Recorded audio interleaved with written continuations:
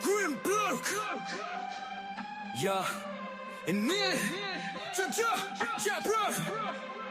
Yeah. You bruv. In it. Grim bloke. Let me tell you about this one time. I went through a porthole and snuck into the North Pole and got picked up in a Hyperborean DeLorean. They said they knew I was a Webster Merriam historian, mastered a numerical Gregorian, the hysterical mystic, no more than a Pythagorean, conspiracy theory Therium in the etheric fear realm. I thought they were gonna take me to the crematorium in their Hyperborean DeLorean.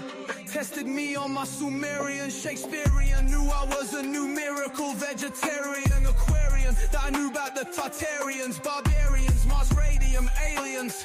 Salt of the earth, solution Selenian. Spent the night in a Hyperborean chamber. I looked around and thought, bruv, who hired the painter? Hyperborean memoriam, auditorium. What's up, everybody? I got picked up in the welcome back. DeLorean. Introducing.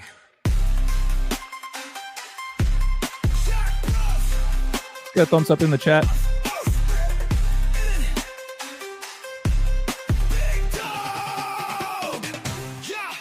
All love. Jack Ruff. Yeah. Invisible diamond minerals, crystalline and swimming pools, interdimensional realms of scrapping Catherine, Bahamas, thank you, Maggie. Atlantis shores, mountains, temples, What's up, marble floors, sea floors, treasure and cities lost. Yeah, bruv, in it. Oh, sphinxes, pyramids and minotaurs, fruit grown in grove luxuriant. In it. Inhabitants intelligent, closest seen to perfection. The whole experience, heaven to them, polar aurora, horizon beyond them. Flattened sky, lake of fire, core and flora, but bright comets, tornadoes, turbulence, not prohibition, more. Not forbidden, thought expansive, places massive. In it. Yeah, bruv. In it. Oh. Just hanging around. Best night of the week. Yeah. Telling stories in the Hyperborean DeLorean. Grim bloke. Jack bruv. In it. Just hanging out around. Oh, Jack bruv. 888892. If you didn't know, now you're forever. What's up, Mr. S? Good to see you.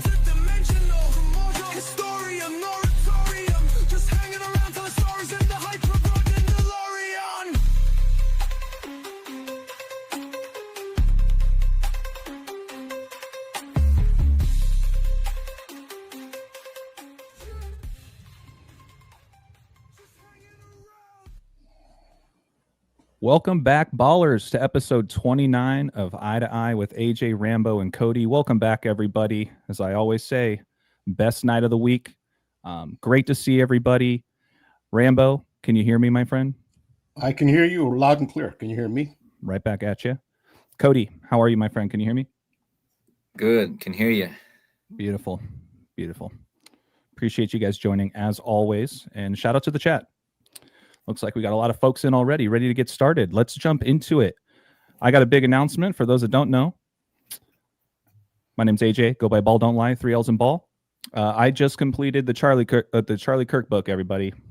I was thinking about calling it Charlie Bit Me, but after further thought, I was like, it just might send off the wrong message. So I decided to call it Sorry, Charlie. The e-copies are available now.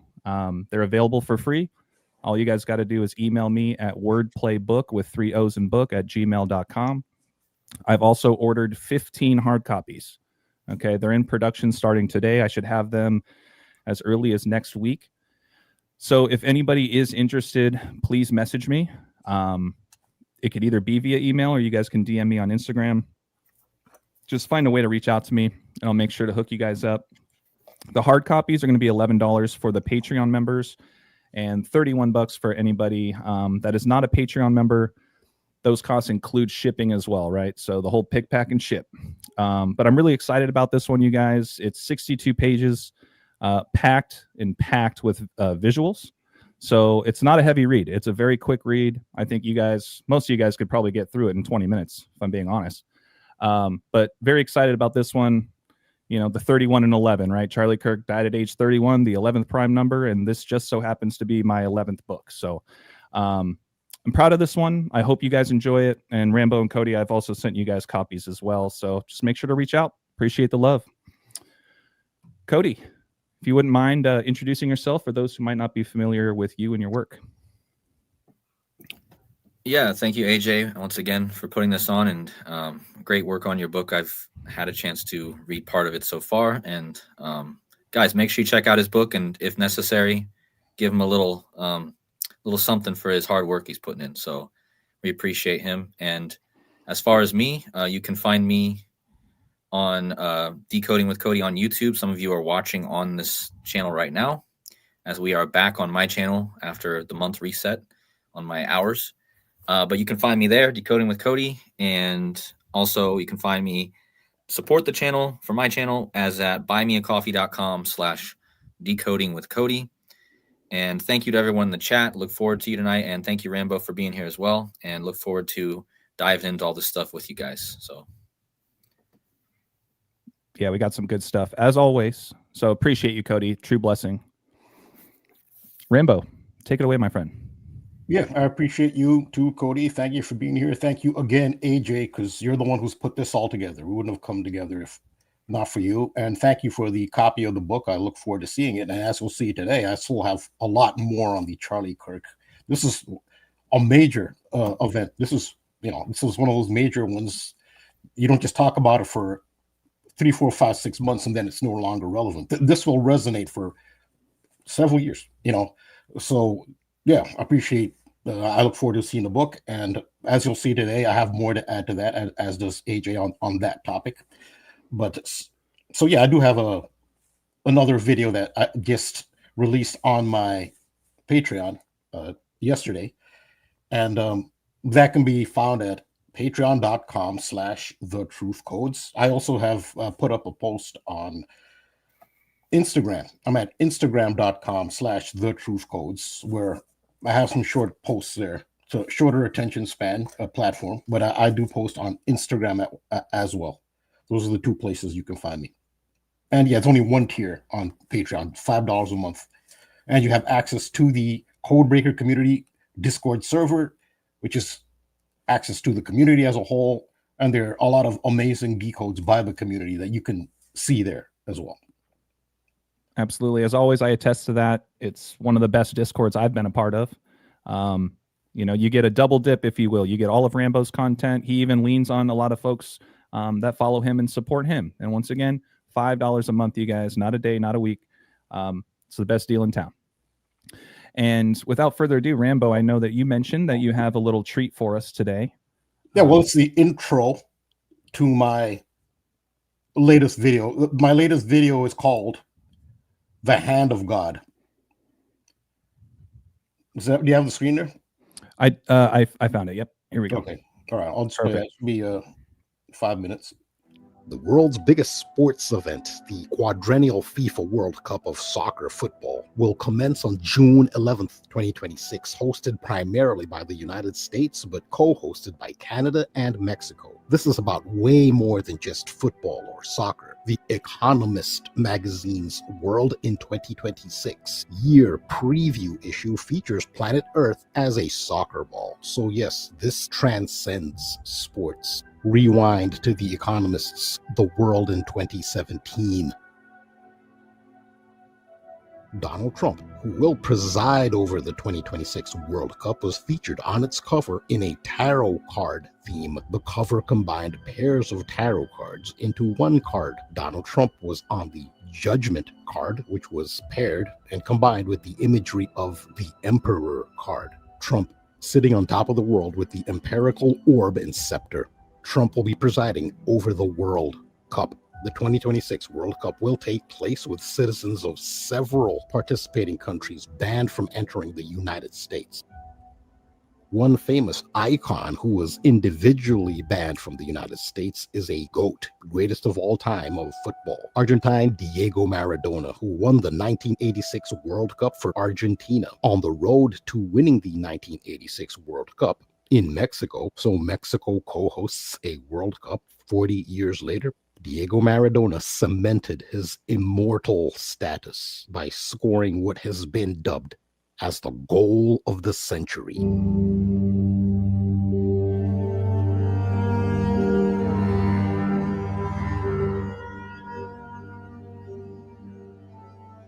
And by also scoring in that same game the infamous Hand of God goal, eliminating England at the quarterfinal stage.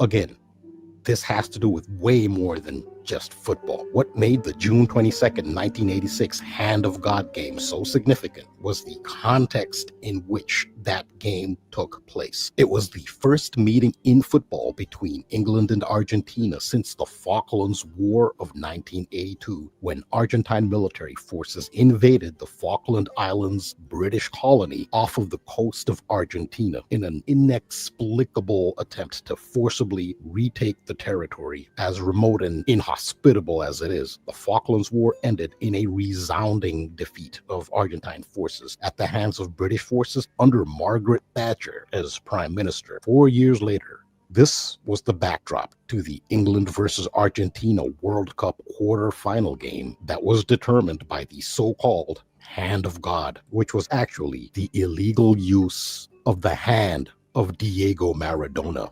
The Falklands War ended on the famous or infamous date, June 14th. That was in 1982. The 36th birthday of Donald Trump, who even Time magazine has displayed leaning back with legs crossed, an allusion to the emperor of the tarot, l'empereur in the French Marseille tarot.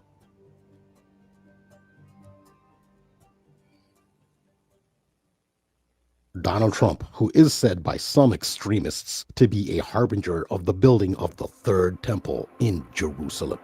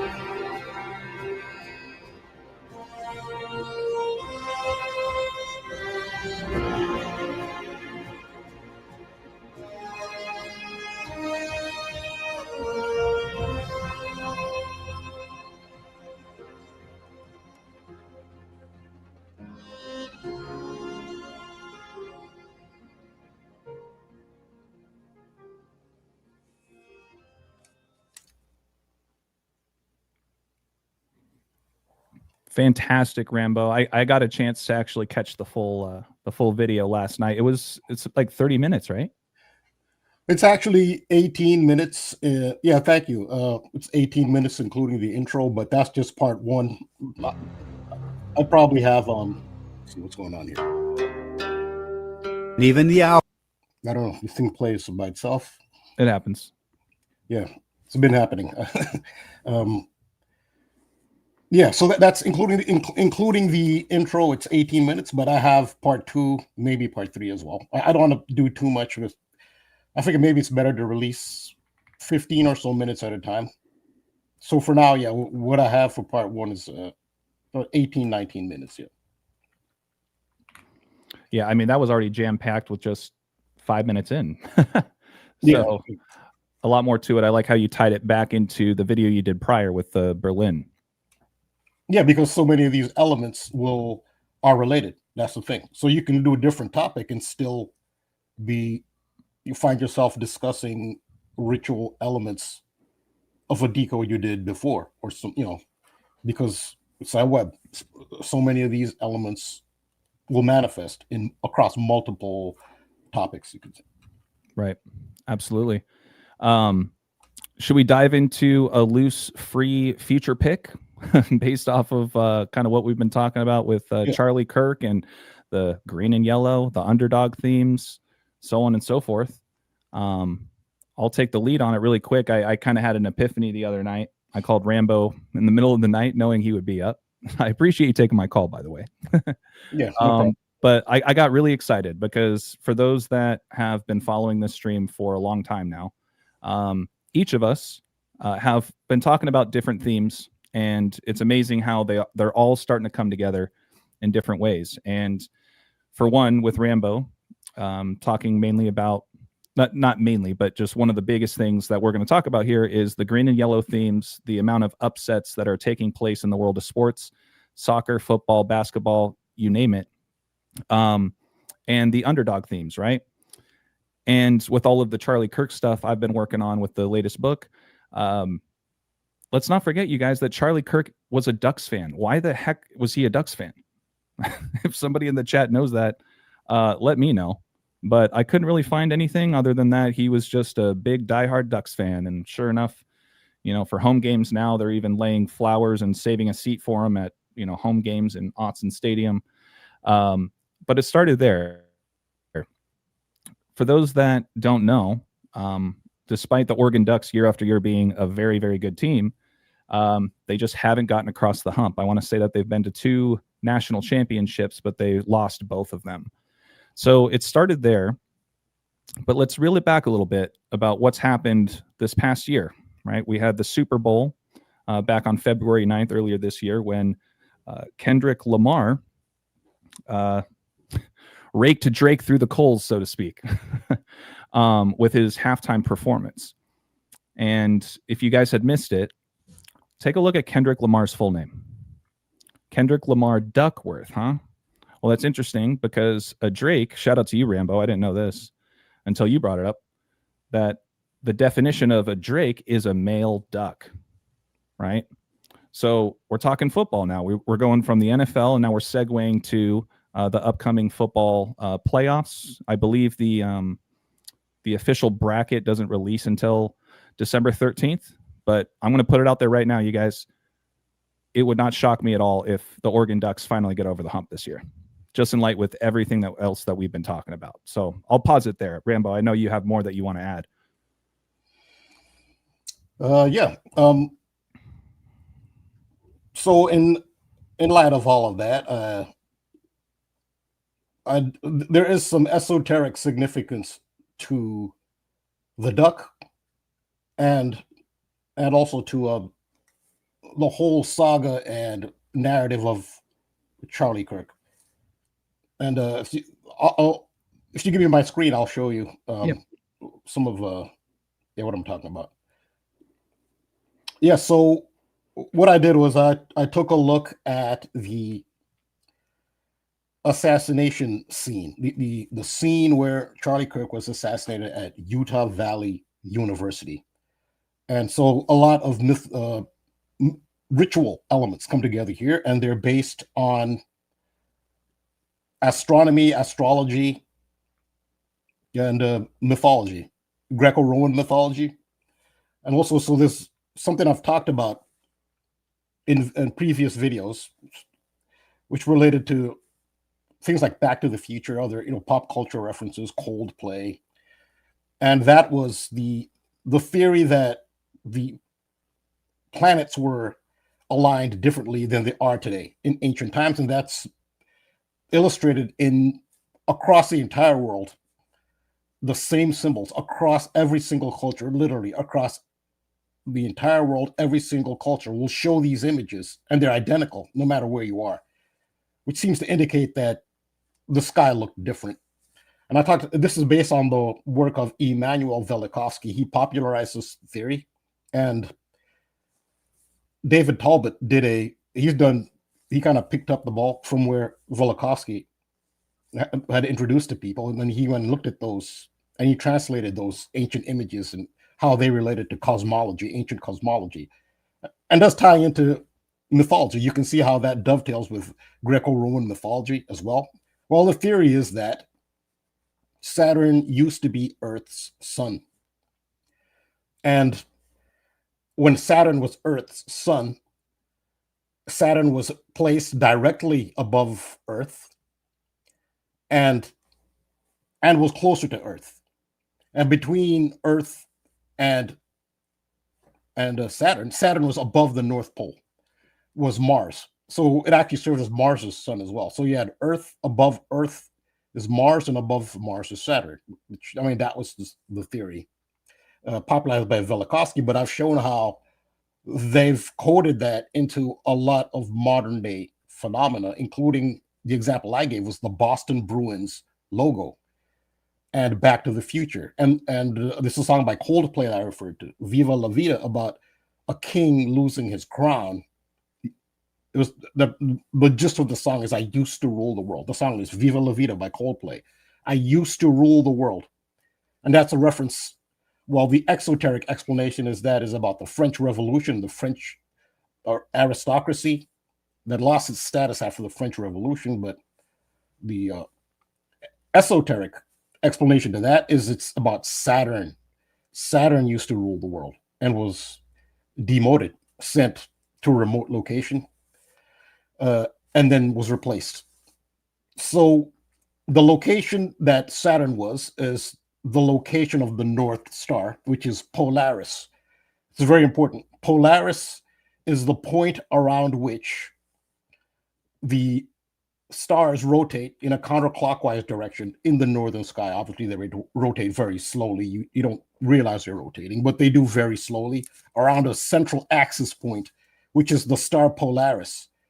And so to say Saturn was in that location, well, obviously Saturn, the stars are very distant.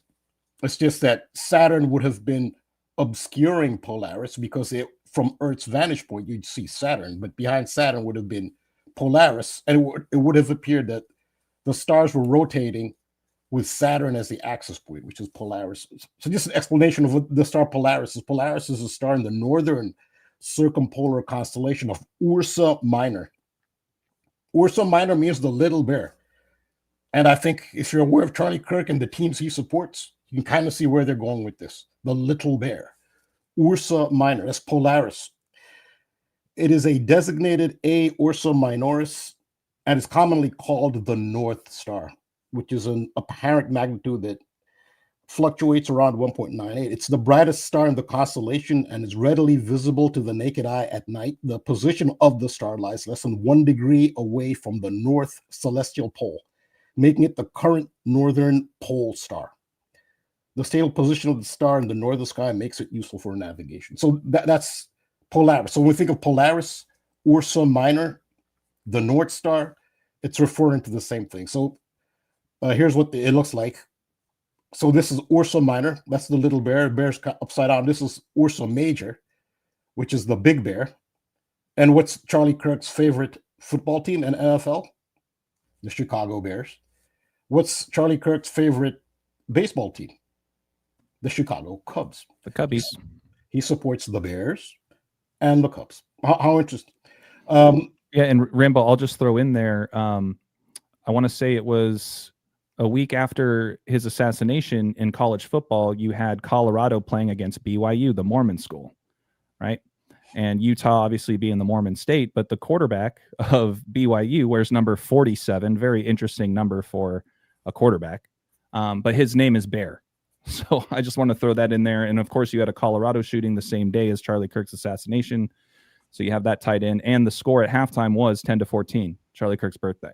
But Bear being the quarterback's name, that was so get this. Right before all this happened with Charlie Kirk, like literally just days before, we got a cat at my mom's right after my stepdad's car accident. Guess what they named him?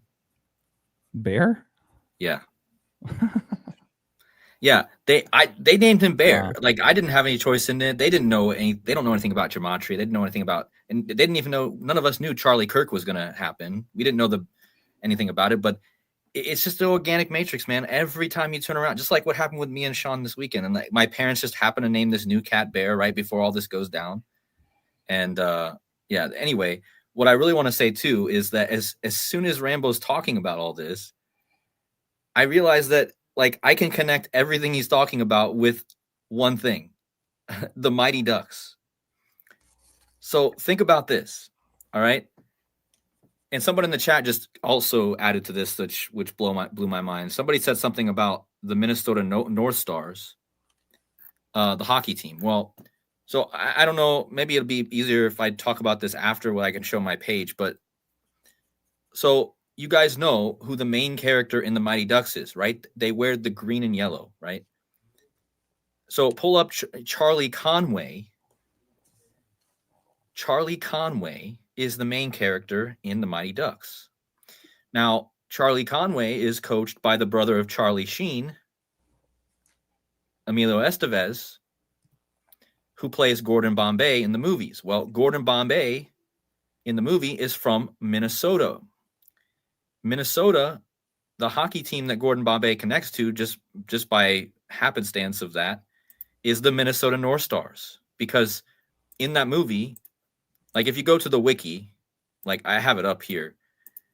If you go to the wiki, I have it up if you just want to share. I got the page up. Yeah. Let me pass it over. Sorry. So and look at the colors they chose for their wiki page for this this show, of course. So I mean, isn't it interesting too that the Oregon Ducks wear these same colors and then the Mighty Ducks had these colors? So it's clear that they did this. But look at this. So here's Charlie Conway, right? He's played by a guy, Joshua Jackson. Well, this connects to what Rambo already talked about with the World Cup, because remember, we talked about this before, but Joshua Jackson, he's born on June 11th. Now, Joshua Jackson, so he connects to the World Cup, he connects to the Mighty Ducks, and he connects to, well, which connects to the Oregon Ducks. And then he connects to Charlie Sheen because the guy who coached him in the movie is Charlie Sheen's brother. Remember, Charlie Sheen was in the news at the time of this. But again, let me just show you where it says Gordon Bombay. Bombay grew up in Minnesota, right? And again, let's just bring up the Minnesota North Stars. And then as soon as Rambo started talking about the North Star, like the Polaris, I was like, wow. But look at the colors of the Minnesota North Stars. Nice. So does that not all connect perfectly? Like it obviously all centers around the Mighty Ducks movies, because like here you go, you got Charlie Sheen, you got Charlie Kirk, you got the Ducks, you got the green and yellow, the North Stars right here. Like it's all in one movie. Right. And of course, Minnesota is now in Dallas, which still has the green. They don't have the yellow anymore. But yeah, and it's just I think there's actually even more to it that I haven't even put together yet. But somebody in the chat actually, I don't know who it was that said the North Stars, but somebody said that the motto for Minnesota is something about the North Star, the North Star. So yeah, it's just, and remember earlier this year, I did a decode when Putin met with Trump. It was in Alaska, and Polaris is literally on Alaska's flag. And of course, you think of Alaska, you think of bears also. So it probably ties back to that as well. But yeah, I think I'll just, end it here and let Rambo continue. But I just wanted to add this to kind of put all the pieces together, like clearly together. So, yeah, I'll have to look more into the connection with Charlie Kirk and Joshua Jackson, Charlie Conway. And think about his name, Charlie Conway, like a con, artist. So yeah, and this guy was in a lot of other stuff too, I'm sure. Yeah, shout out. I don't remember who in the chat mentioned it, but he was also in the movie The Skulls with Paul Walker about Skull and Bones. Right. And ironically enough, I grew up a Ducks fan. I grew up in Orange County, so that's my team. And shout out Apache, mentioned that we were talking about that Colorado BYU, those connections. The most famous bar in town of Colorado shooting is Little Bear. Interesting. Wow. Good one. So yeah, I mean, and remember in the movie, Bombay approaches his boss, whose name is Ducksworth. So you have the Duckworth connection even, and then look at Adam Banks is like so you got even a banking connection here. I mean, these were my favorite movies growing up. So, I mean, it's interesting to even think about how my whole childhood was just a big code watching these movies, but that's what it was seemingly. So yeah, there is another NBA Duck connection to Oregon. Kevin Duckworth used to be a center. Used to play center for the Portland Trailblazers in Portland, Oregon. I don't remember Kevin Duckworth. I don't. I just thought of it right now. I guess I'm older than you. I remember. Kevin Duckworth. He's pretty high drafted. He's one of those who are drafted really high, but don't really. I mean, I guess they don't fulfill the expectation of a high draft pick. Kevin Duckworth of the Portland Trailblazers. So that's a connection to Portland. I just thought of it right now. Oregon and the Duck. So Kevin Duckworth. I have to look out on his birthday and stuff. I just thought of him right now. This riddle just keeps on building. Yeah, Apache. No, it's like with everything. Yeah. Apache elaborated, saying Evergreen High School, right? That was where the Colorado shooting took place the same day as the Charlie Kirk assassination. And so in Evergreen, a small town, their most famous bar is called Little Bear. I think that's a big one. Yeah. Okay. So so I'll play some of this. Hopefully,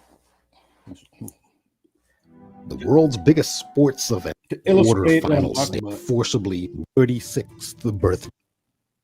Donald Trump.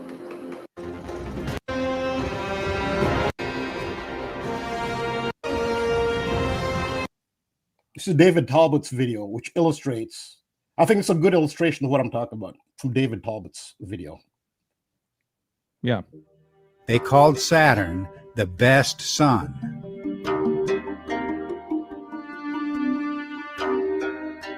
Best sun, superior sun, exemplary sun.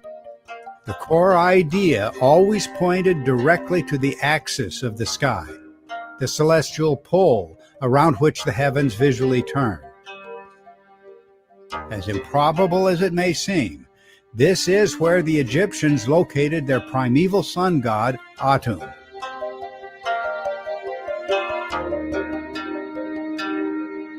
This motionless spot in the heavens is precisely where later astronomical traditions from Greece to Persia and China all claimed that Saturn had ruled the world, a contradiction of every principle we take for granted today.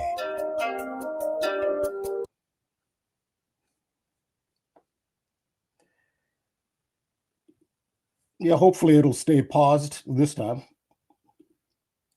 So that illustrates what I'm talking about. So I think David Talbot. So his video is called. You can see it on YouTube. "Symbols of an Alien Sky" by David Talbot, which I've talked about before. So that should. So what he's talking about. So Polaris, which is on the tail of the little bear, the cub, used to So this was the point around which the stars would rotate, but this is where Saturn was at this location when it, like you said, it used to be Earth. Sun was. So that is where you get this axis. That's where you get the term turning point. That's actually what they're referring to. They are referring to the axis point around which the northern stars rotate. This is literally the turning point, which is why they have him as a Cub fan. That is a reference to Ursa Minor, in which you have the little turning point. The turning point is in the little bear. And so this symbolism is all there. And there's more. It's not just, and I'll show you how Erica Kirk, hopefully the video stays paused, unlike last time. I'll get to where Erica Kirk clinches this. That is what turning point refers to. That's the turning point. Polaris. What is Polaris also known as? It's known as the North Star. So yeah, Charlie Kirk makes me think of polar bear. Yeah, polar bear. Yeah, The polar bear. yeah, because they live in the North Pole. How interesting, right? They live in the North Pole. That's the only place they live. Yeah. Well, just to illustrate Cubs, Charlie Kirk. There's been other Cubs rituals based on this little bear constellation. So here's the clincher. That it's not just me saying it. Erica Kirk will say this is right from the horse's mouth. What's happening is the team is keeping this alive because we have Charlie in each and every one of us, and it is going to be continually the North Star of the conservative movement, of the voice. She said it. She looks hideous. By the way. I'm just the messenger. She said it. Unbelievable. She said the North Star. She's referring to Turning Point. What is Turning Point? This is the turning point. Polaris in the Cub.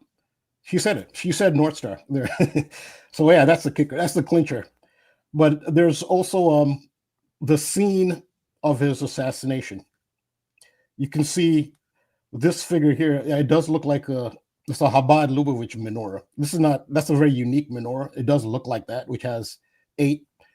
But besides that, it looks like home plate in baseball. Like even just a home icon you'll see on a website, when you go home, it's that icon. It's just a generic, universally recognized symbol for home. It's a home plate. This is what it looks like from a direct aerial view. You see that home plate? So this is also a astronomical reference. It is a reference to the constellation of Cepheus. It's called Cepheus the King, which ties into Greek mythology. Cepheus is a king in Greek mythology, and they named this home plate shaped constellation. Well, it's shaped that way when they connect the dots that way. Who knows what makes them connect them like that way? But this is from earthsky.com. Cepheus the King, the constellation that looks like a house. Here are the shorts. Again, it's Cepheus the King. It looks like this. That's what this is. And what are the initials of Cepheus the King? CK, which is Charlie Kirk's initial. So yes, this is Cepheus the King. CK. That goes into that as well. And here's a closer image. Do I have a look? Yes, of how close it is to Polaris.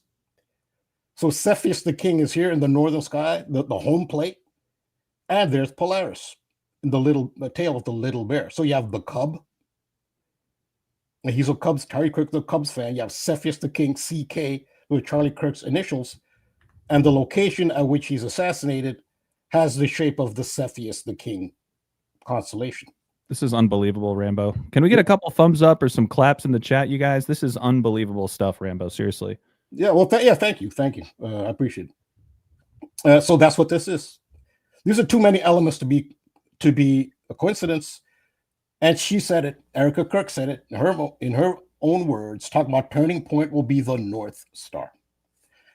And again, so look at the proximity that the North Star, in her words, is to CK, Cepheus the King. They're right next to each other. Now, there are other related constellations as well, which is in proximity to this.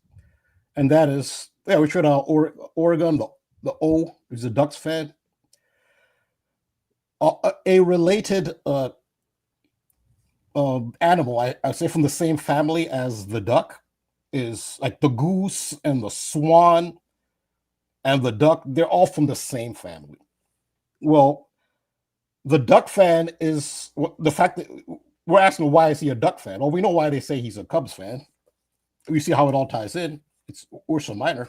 Why is he a Ducks fan? They're on the other side of the country. You could say, well, he's from the Chicago area. Of course he's a Cubs fan.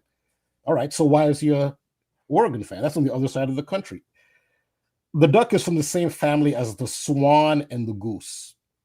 And this is the constellation of Cygnus, which is the swan. And it is also in close proximity to Polaris. So this is at the top, you can see Cygnus. This is Cepheus the king over here. So this shows you how, at least, oh, and here's Polaris right here. They're all together. That's why all these elements show up in Charlie Kirk's narrative. So is this a duck directly? No, it's indirectly a duck because it's from the same family. But this is the duck. This is that home plate shape of the location where he was assassinated. It's Cepheus the king, CK. Those are his initials. And then you have the bear, Polaris, which is the turning point, or the North Star, which is in Erica Kirk's words. So all these elements of the Charlie Kirk narrative are based on the astronomy of the northern sky. So this is the duck. So the main feature, which is very symbolically important, of the duck family, duck, swan, goose, is their feet. Their 3 toes. Ducks have 3 toes, 3-toed feet, as do swans, as do geese. So I don't have an illustration here, but there's a secret society hand sign where the 2 middle fingers are put together like as if they're one finger, and then the outer 2 fingers, the pinky and the pointer finger, index finger, are separated, and it imitates 3 toes. So the 2 middle fingers are like one. Now that's a famous hand sign of the Crips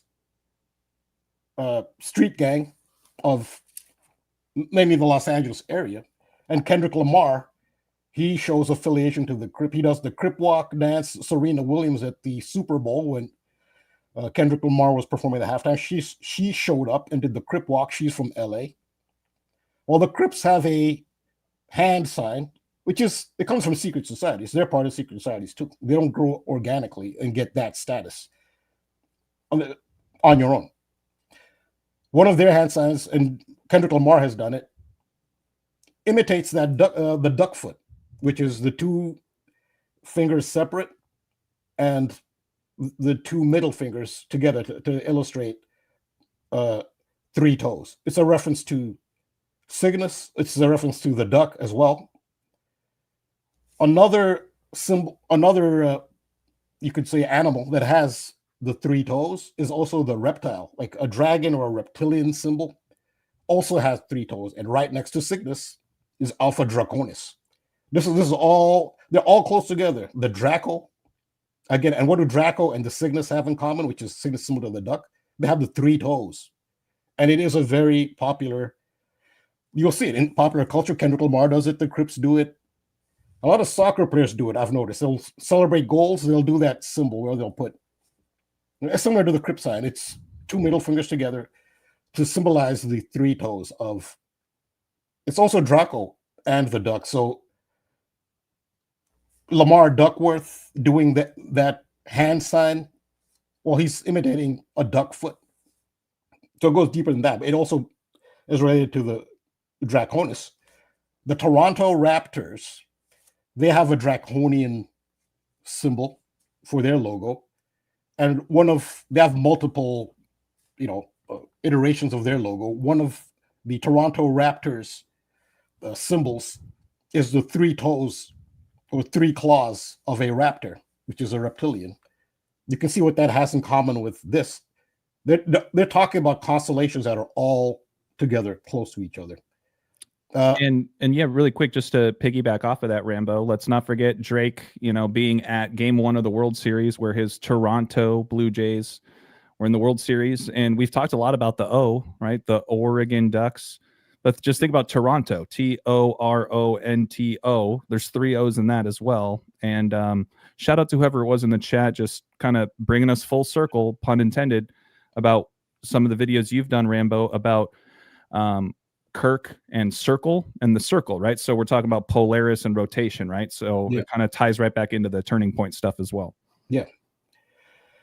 So that's the rotation symbol as well. That it's a turning point, but that is the turning point. Erica Kirk, she said it. North Star, she said it. So this is just an illustration of this is Cepheus the king, the home plate shaped.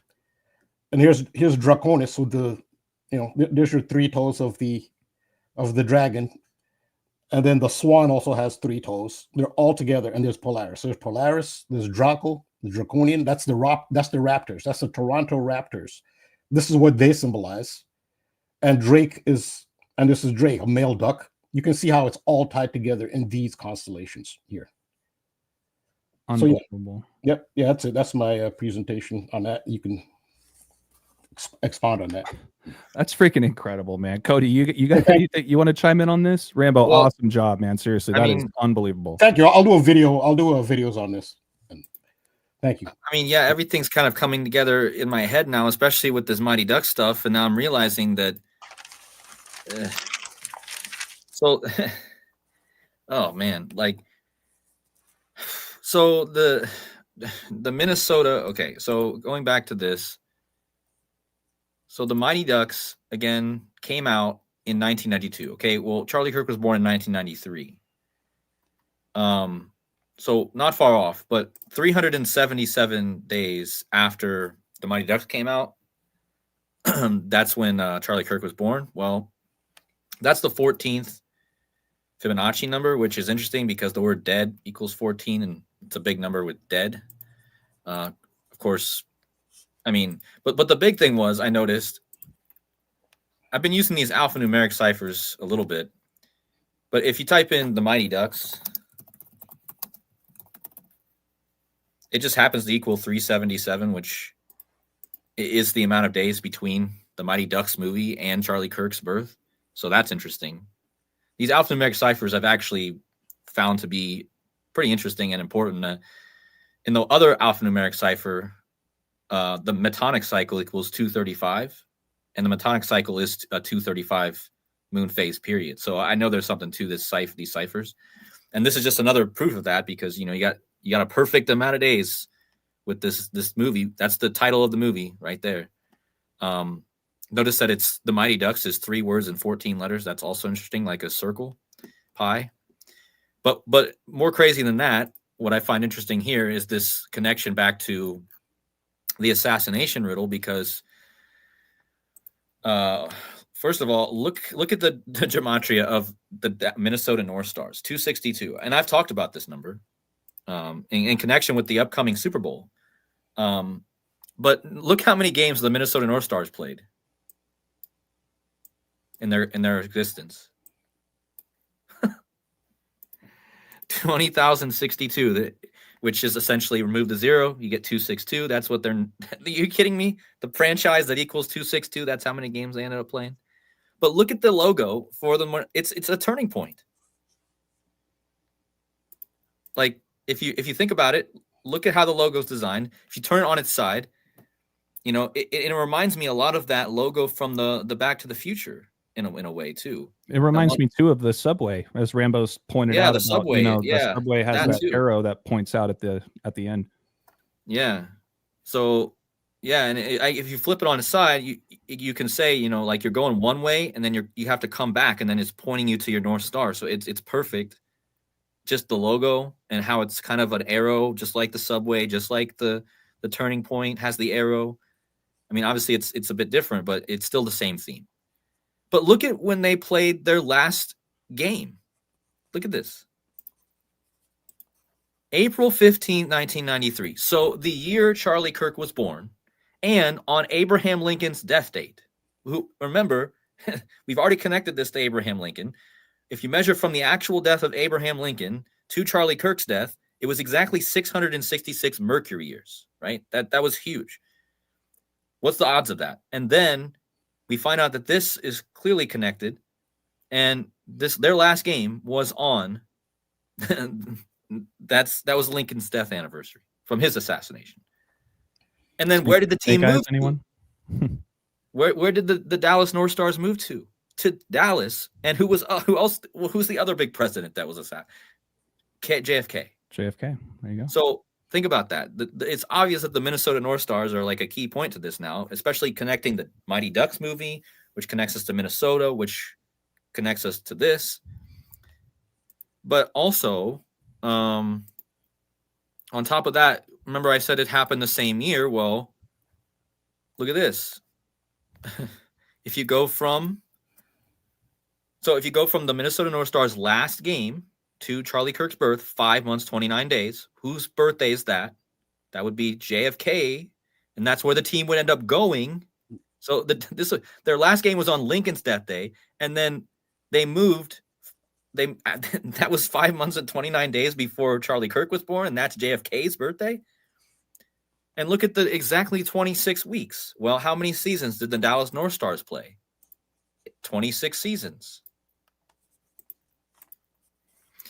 So they played 26 seasons, and then exactly 26 weeks after their 26th season ended, Charlie Kirk was born. And again, the same year. And then I showed you, and then the 529 is obvious because that's the JFK connection. I think there might be something with this 182. I see it a lot. I see that. But look at the day. So this is the 105th day of the year they played their last game. Well, Cody, really quick, with the 182, it always just makes me think of the middle point, right? Like 182, the 182nd day of the year is essentially the halfway point of the year. Right. So you think about like a turning point, you're halfway there, now you're coming back. Right. That's a good point. I mean? That is a really good point, actually. That's the midpoint of the year. Wow. And then maybe Blink 182 is connected as well. Anytime I see that number, the first thing I think of is Blink 182. But you're preaching to the choir on that one. But by the way, it's called Blink 182 Day. Oh, really? Yeah. Huh. And I don't know. I'm just wondering. I could have sworn I saw 182 before, but the point is that it's clearly connected to all this it's interesting. The last game they played was against my team. Yeah, it's funny because, if we do get into kind of my presentation from earlier today, this also ties into the Lakers, because think about Luka leaving Dallas, right, going to the Lakers from Minnesota. But shout out Myron. He taught me that actually the Lakers originated in Detroit. They played one season as the Detroit Gems before moving to Minnesota. So now you got kind of that triangle going too. It's weird how like when you look at all these West Coast teams, all of them come from, Ohio, or a lot of times it's Ohio or Michigan team. Like I've looked at many teams. I can't remember the one I was just looking at yesterday. You know what? One exception would be the Arizona Coyotes. You guys remember the Arizona Coyotes? I don't know exactly where they originated, but once that franchise collapsed, where did they go? Utah. They just moved. Yeah, they just moved to Utah. So think about that. Charlie Kirk's memorial in Arizona. He was killed in Utah. And they called him the Mammoth. I'm wondering how that connects. Mammoth. You're thinking about the ice. When you think of Mammoth, you think of like the Ice Age. So I'm wondering how that connects to Charlie. But that also would connect to ice hockey, maybe. I mean, that's why they called him the Mammoth. It's ice hockey, Ice Age. But yeah, I mean, and then considering how perfect this riddle really is once you really put it all together, it's really crazy, like especially with this guy being born on June 11th, which just takes us right back to this upcoming year, which was what Rambo started talking about. So, and I'm just wondering, I'm just wondering like how, I'm sure that if we look more into it, these pieces are going to really look at, they lost 17-0 in their first game, the Mighty Ducks. Yeah. So that reminds me of what Rambo was talking about last week, that he was talking about a team that lost 18-0 or something like that, or 18-1. Yeah, that was in that soccer movie with the guy from Sandlot started. Yeah, the Big Green. Yeah, the Big Green. Yeah, they lost their first game 18-0 in soccer. Yep. Huh. Yeah. So, what else was I gonna say? Well, when you think about the father-son thing with the Mighty Ducks, correct me if I'm wrong here. It's been a while since I've seen the movie, but Josh Jackson's character Charlie, right? Didn't his dad die or something? So like he doesn't have his dad, but he has his mom. Right. So you have that kind of father-son connection there as well. Of course, yeah. I mean, this father-son thing, again, you guys, this is such a big thing. And, what happened this weekend was absolutely insane. And I might just save all this for me and Sean's video because, we were talking about father son, and then John Cena just comes out and just says father son. I never heard him say that once in his whole career, and then he just waits till now, right after we did a video about it.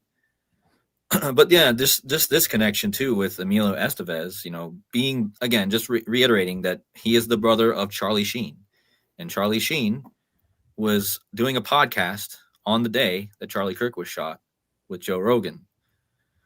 So it just perfectly connects. So like no matter which way you take it, if you take it, the Mighty Ducks seems to be a very central, and we touched on this in the in one of our streams. We touched on the Mighty Ducks, but I don't think at the time I realized I knew it was connected, but now looking at all this, especially the North Star connection that Rambo brought in, it just confirms the North Star connection. It confirms the Polaris connection. And then I keep thinking of also earlier this year. Was it this year? The guy with my last name died, Phil Robertson. And he was a Duck. He was known for the Duck Dynasty, right? And he died. When did he die? Let me look him up because. Yeah, remember we were doing I know you did a video and I did one myself as well about just Duck Hunt, Duck Dynasty. Don't forget about that Mormon shooting / fire, where the info about him was that he liked to hunt ducks. Right. And remember he had the shows with his sons, right? So you got the father son stuff there, and his sons are still, I think, doing shows. But yeah, he had the Duck Commander Company, and I connected this to Donald Trump, right? I mean, Donald Duck.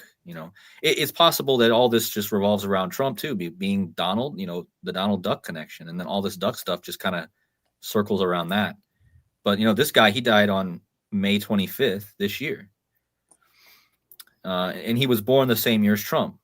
May 25th. That's George Floyd's asphyxiation date. Right. He died on George Floyd's date. And then he was born the year of Trump. Interesting. He's born on 4/24. Well, that's big, actually. He's born on 4/24. Well, Trump, that's his number.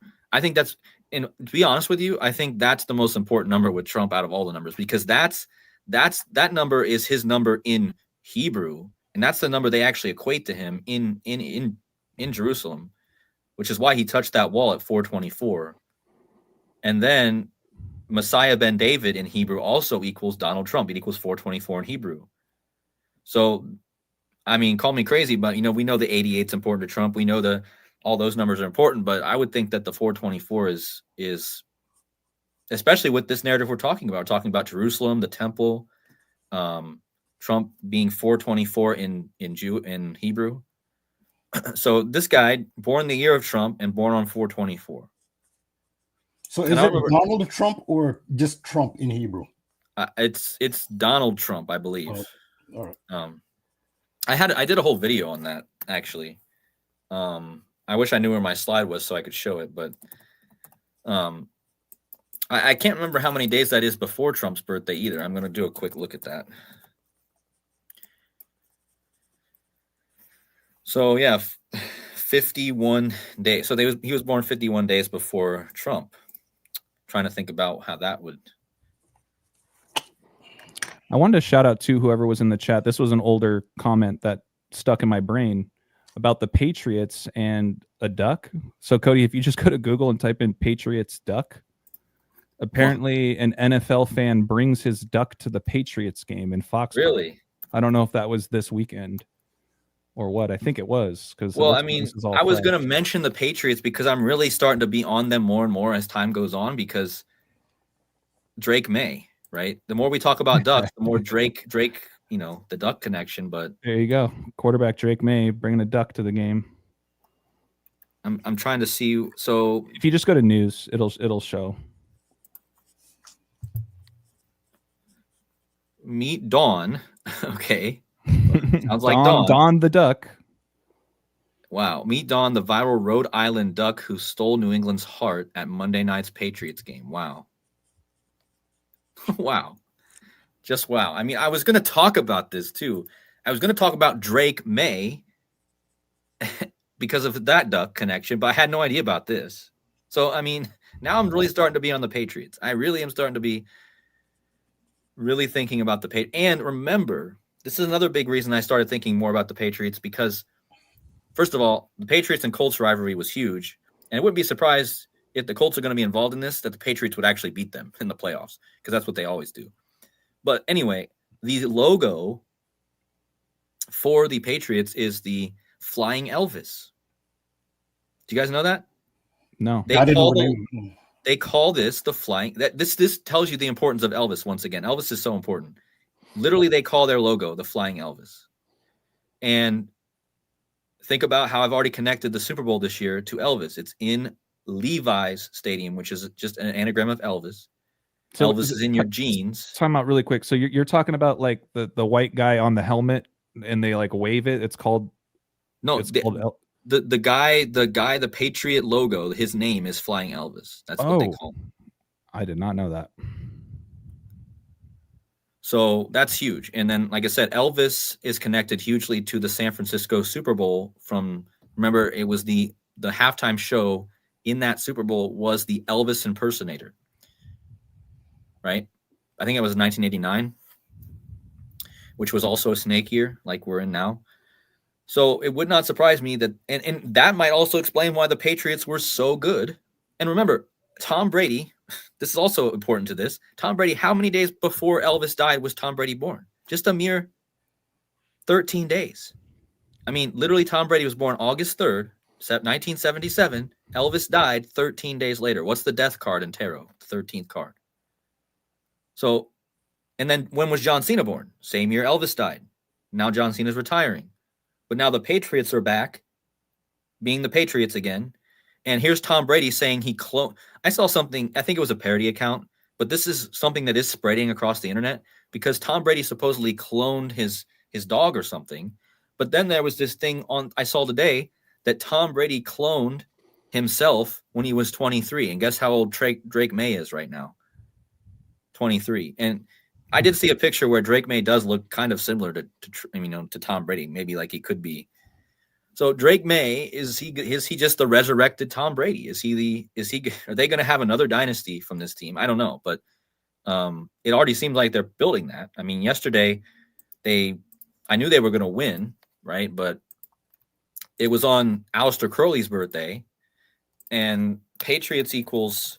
So again, just to reiterate, Rambo always is the one that brought this cipher to us, this bacon cipher, but Patriots became 11-2 yesterday, and Patriots equals 11-2, but their coach, Mike Vrabel, went to a Jesuits high school, and the Jesuits operate in 112 nations, and they became 11-2 yesterday on the date they could be written 1-12 if you write it internationally. 12-1, 1-12.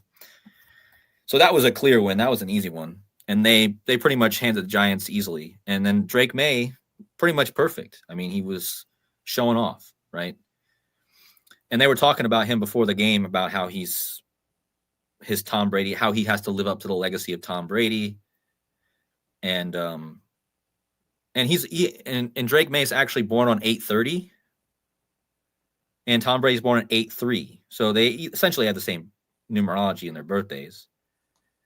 And if you measure them apart, it's like there's some 8/3s in there. And of course, we know football equals 83. Drake May actually equals football. He equals 83 like football. So anyway, and then let's go back and look at the story with the duck because,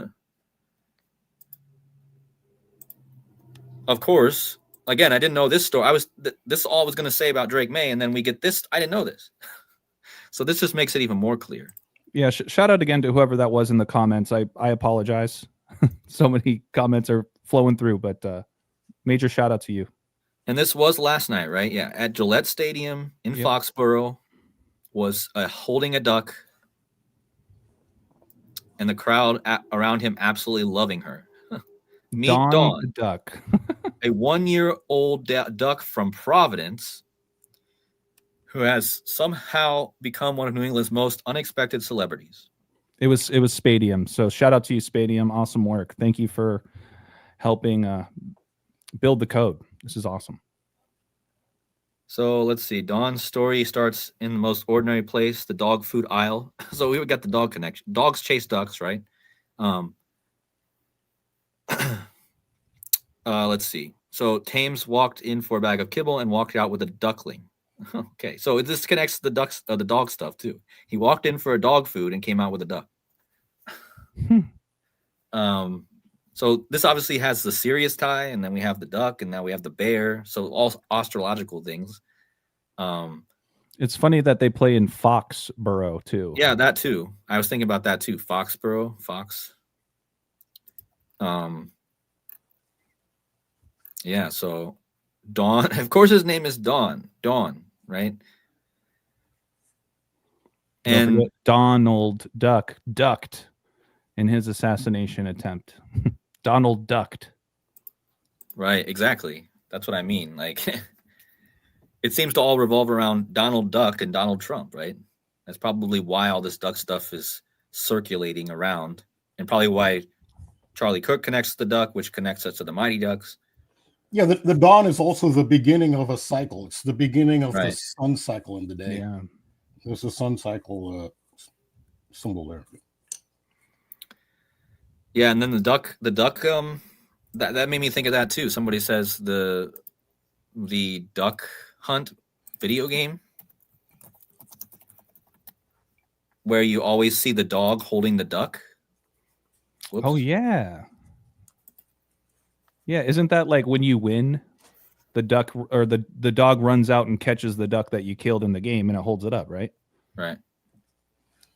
So when the guy from Duck Dynasty died, I actually did a video with this, like, kind of created a thumbnail off of this, because I clearly connected it to that. Like, I was thinking he was the duck commander, the duck hunter. And when he died, I was like, well, this, I don't remember my connections to it, to be honest. I have to go back and watch my own video, but yeah, clearly the dog and duck also connect, right? And Donald Duck also, what's the dog in that realm? There's Pluto and there's Goofy. Pluto. Yeah, that's right. There are two of them. There's Pluto and Goofy. Right. Yeah, shout out Sean. Goofy, opposite of Sirius. Oh, there's also a Daffy Duck. Elmer Fudd hunts in Looney Tunes, which has a Michael Jordan connection. He acted with alongside the Looney Tunes. Elmer Fudd, he hunts Daffy Duck. As well. That's In fact, one of the more famous, I guess, skits or episode you could say from Looney Tunes was Elmer Fudd. He's hunting rabbits and ducks, and so there's a dispute between Bugs Bunny and Daffy Duck as to whether it's rabbit season or duck season. So Bugs Bunny is saying it's duck season, and then Daffy Duck is saying no, it's rabbit season. But Elmer Fudd, yeah, so he's the other. Well, that's important too. I'm so sorry, Rambo. I don't want to cut you off, but let's think about the Super Bowl. We got Bad Bunny, Rabbit, right? Yeah. So there's that connection too. Yeah. But go ahead. Right. This also kind of ties in, I think, to the World Cup, which is about to start. They deliberately, they wanted, for symbolic reasons, Donald Trump had to be the U.S. president at the time the United States was hosting the World Cup. Donald Trump had to be president. That's why Joe Biden had to have the 4 years. He couldn't have consecutive terms because for ritual, esoteric, occult reasons, it had to be presided over by Donald, and Donald's the duck. And the president of the world governing body for soccer, FIFA, that's the world governing body who, oversees these things. He's been just notoriously, just shamelessly, like a lapdog to Donald Trump, just shamelessly. They had their annual General Assembly. It was in Paraguay, I believe. And the president of FIFA showed up 2 hours and 17 minutes late, 2:17, Michael Jordan's birthday. But the president of the organization showed up 2 hours and 17 minutes late, and the European delegation walked out on him because they're the only ones who have the power to do that. But he's bald, and to me, it's not an insult. This is now clicking. I always thought about it, but I didn't say it. I think it's part of the symbolism. He looks like Elmer Fudd. He does look like Elmer Fudd. That's not even meant as an insult. I actually do think he's a symbolic Elmer Fudd. And I can see now the tie between he's such a lapdog of Donald Trump, like notoriously. I think so. Infantino, the president of FIFA, and Donald Trump, I think they're a symbolic Elmer Fudd and Daffy Duck, honestly. I mean, I'm not shocked because look at Elmer Fudd. Elmer Fudd equals Trump. So that's crazy, actually. 88 like Trump. Also got the 47. Yeah, and he was hunted 88 days after his birthday. Charlie. Right, and here comes 12-7. The Ducks fan was hunted 88 days after his birthday. Oh yeah, you think Donald Trump also was? He's kind of hunted too. You know, yeah, he was shot at as well. So yeah, I mean, yeah. So this really, this does kind of confirm that. I always thought his name is Infantino. He's the president of. I realized no, he looks like Elmer Fudd. What's his name again, Rambo? What? Infantino. What's his first name? I forgot his name. Infantino. There's only one. He's like the most famous. Just put Infantino, FIFA president. Infantino. What's his first name? Infantino.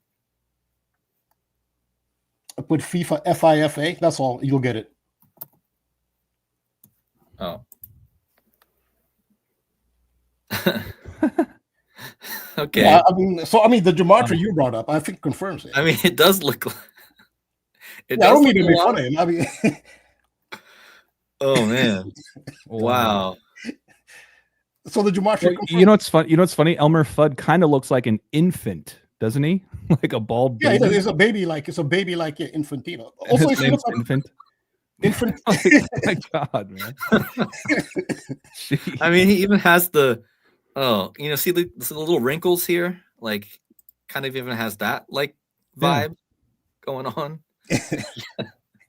No, I mean, I'd always notice that, but this as we're talking now, spontaneous, I realized, the Daffy Duck, the duck theme. So just look up like Infantino, add Donald Trump, just put Infantino, Donald Trump. You'll just get a general idea of how they're always like together. Like Infantino is pretty much just like a lapdog, pretty much always at his heels. He even shows up, almost 2 hours later at a general meeting, just to be around. He's always groveling at Trump's feet. So this is Elmer Fudd and Daffy Duck. Is what they're. Now this World Cup, there's so much symbolism. It's like World Cup was on the cover of the Economist magazine, so this is more than just soccer. I did not get on here tonight and expect to find the real life Elmer Fudd, but no, but I mean, this is how I didn't. Yes, I had thought about it, but that's the thing. As you make connections, AJ, you guys just mentioned stuff. Then it's like with all of us, you make these connections on the fly. Oh, wait a minute, this explains such and such. I would have thought about now all the connections come together, and then the gematria confirms it with what is it, Elmer Fudd and Trump, 88. Yeah, absolutely, yeah. Oh man, and Trump was shot at. That's the thing. Trump was shot at. He was hunted, just the way Daffy Duck was shot at by Elmer Fudd. Of course, here's the opposite. I mean, Infantino would never dream of shooting at Trump. He's more like the never say never. Infantino. I mean, that's we're taking it to another level. I mean, if that happened, but oh man, again, I didn't. It's not as. I mean, they're the ones doing it. We're just the messengers here. We're not making fun of them. We're just. This certainly was not planned. This just popped up. And another thing I want to mention while we're on this topic of Trump getting shot and then the duck thing that happened last night. Look at the gematria, or not gematria. Look how many. Look at the date duration from Trump shooting to yesterday's game in Foxborough with the duck stuff. Look, 1618. Perfect. I was looking at this day actually because of that, because when that thing happened, right? When Trump got shot, I connected it to the golden ratio. It was clearly because the ear, if you just look up an ear, right, it has the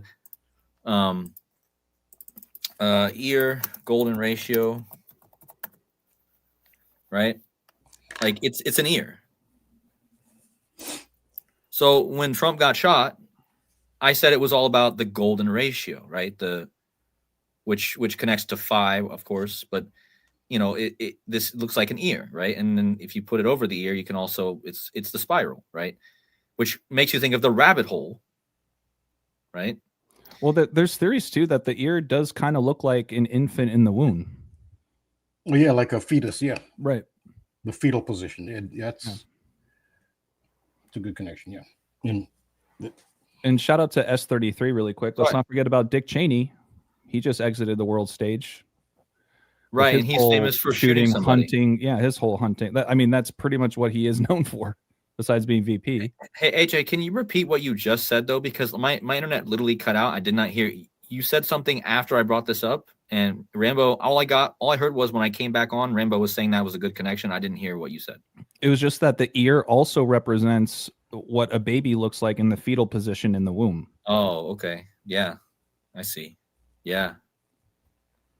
And so just to go back to why I'm bringing this up, so I made this connection to this on the day he got shot in the ear because I was like, this has to do with the golden ratio. It's all mathematical, really. It's astrological, it's mathematical. Well, again, yesterday, the duck stuff, right? It was 16 months and 18 days later.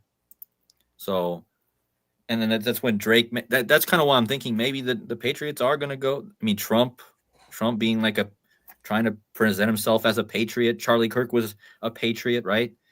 Like, I think it would make sense. I'm not saying I'm all over the Patriots yet, but I mean, I wouldn't be surprised at all. But then also it was 506 days, which is the 11th square pyramidal number. So that's interesting. But yeah, and then I think there was, and don't forget my connection to this December 7th date, which just continues to look more interesting by the day. It's from Trump's shooting. Again, that has the same numerology, 6428. It's the same date numerology. It's the kill date. Charlie Kirk was also shot on the kill date. So, but now 88 days later, right, it was 88 days after Trump's birthday, he got shot. And now 88 days later, after that, is the 12/7 date. And remember, assassinate equals 12/7, 127. But from the Trump shooting to that date, it's 512 days. Well, that's another 8 connection because 512 is 8 times 8 times 8. And another interesting part about that is that the birthday of his daughter, or not his daughter, but the birthday of his granddaughter, who she's always a lot of times with him now, Kai Trump. That's her birthday. She's born on 5/12. So I have a feeling she's going to play a role in this even more as time goes on too. Seems like she's going to be a big central figure to the Trump thing. And then of course, Barron at some point probably, but. And shout out to YouTuber mentioning the movie Leave the World Behind, right? Wasn't Obama a producer or something of that movie? Yeah. Right. It released on 12/8, the day after the big date that you've been eyeing, Cody, for a while. Yeah. I've brought that up actually, like how, that date is right before that 12/8 date, which, I'm not saying, right now the news, I feel like what this is leading to right now is something with Venezuela, because it's already the big news stories in the last few days that, in fact, they said the news story yesterday on Fox was Maduro's Judgment Day. And Trump gave him an ultimatum to either leave or they're going to attack. And so they're making it seem like that's going to be like the next stage of this. And then, like Maduro faces ultimate fight. But that makes me think of this fight that's coming up later this month. What's it? Who is that?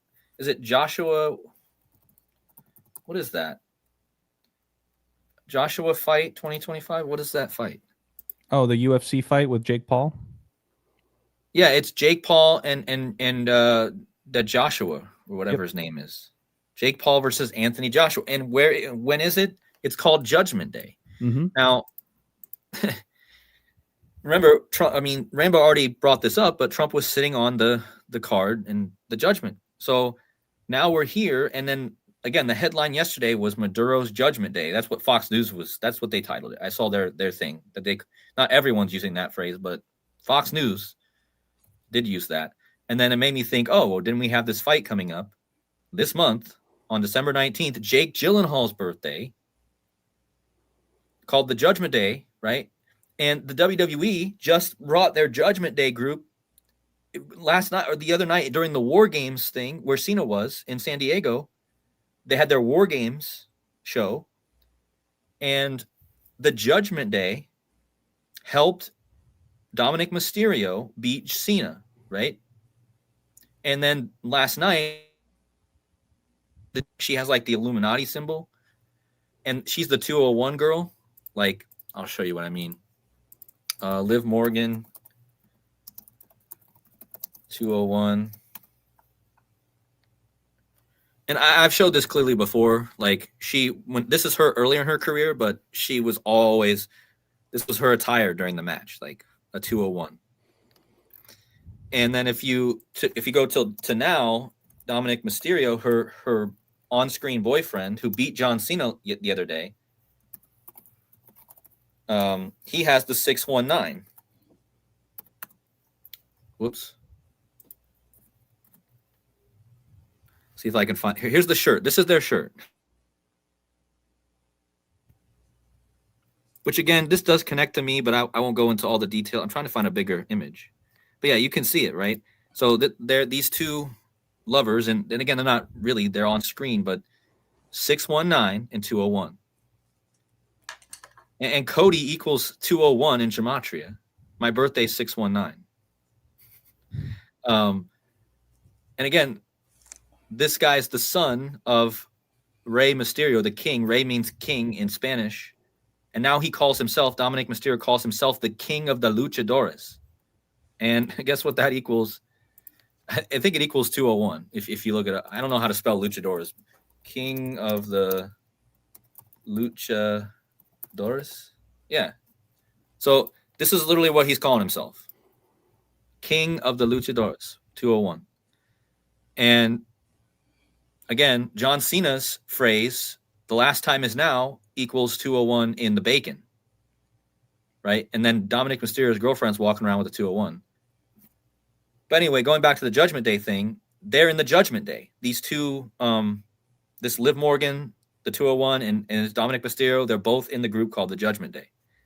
And they just got back on top last night or the other night. And now we have this fight coming up. And on the same day is the release of the Avatar movie, Fire and Ash, which reminds me of Judgment. So this movie comes out the same day. Well, and all the Char stuff you've been on.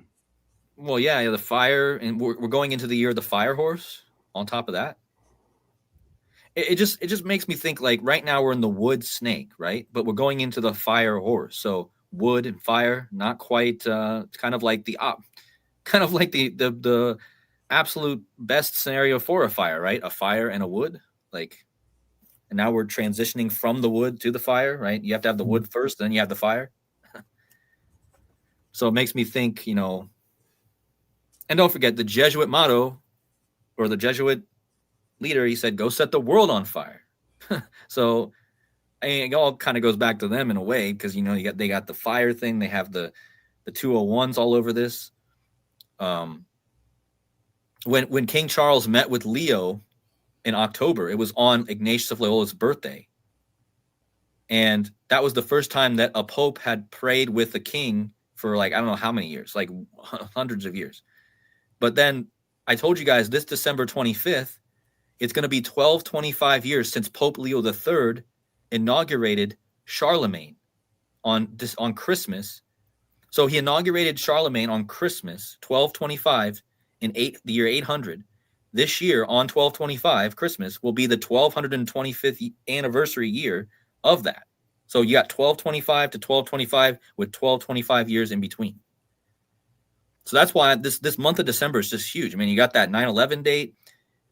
You got this movie coming out. You got the Judgment Day fight. That's on Jake Gyllenhaal's birthday. Then you got that 1225 connection I just told you.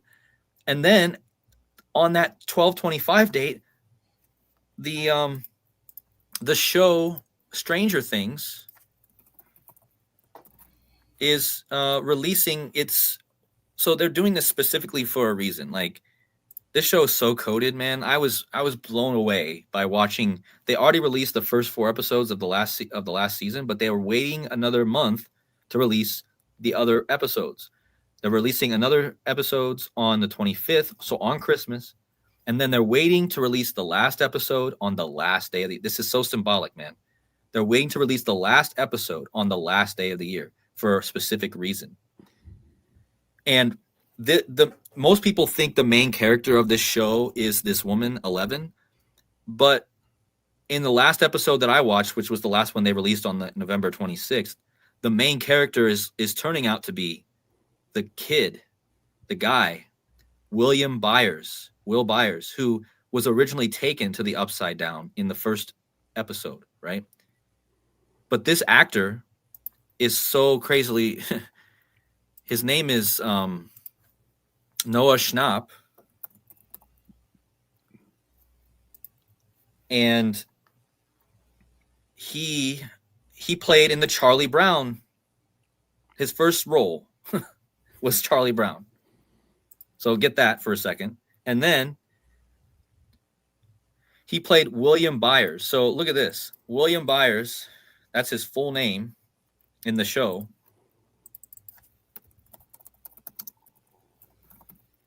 Equals 1566.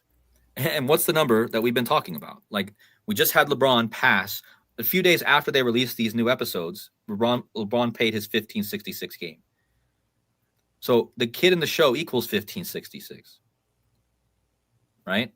And William Byers, if you look into the history, well, first of all, William Shakespeare was very connected to King James, who was born in 1566, but also the name Byers is Scottish, which connects us right back to King James. And King James had a person who would dress him. I forget what they call it now. It kind of sounds a little bit gay. It's like a bed person or something, like a man named what's his name? Lindsay.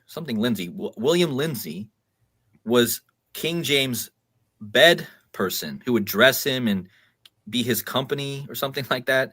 But he was what reason I'm bringing that up is because Lindsay was part of the Byers. He was like the Lindsay of Byer or something like that. I was learning this like right before the stream, so I'm not very. William Lindsay. Hold on.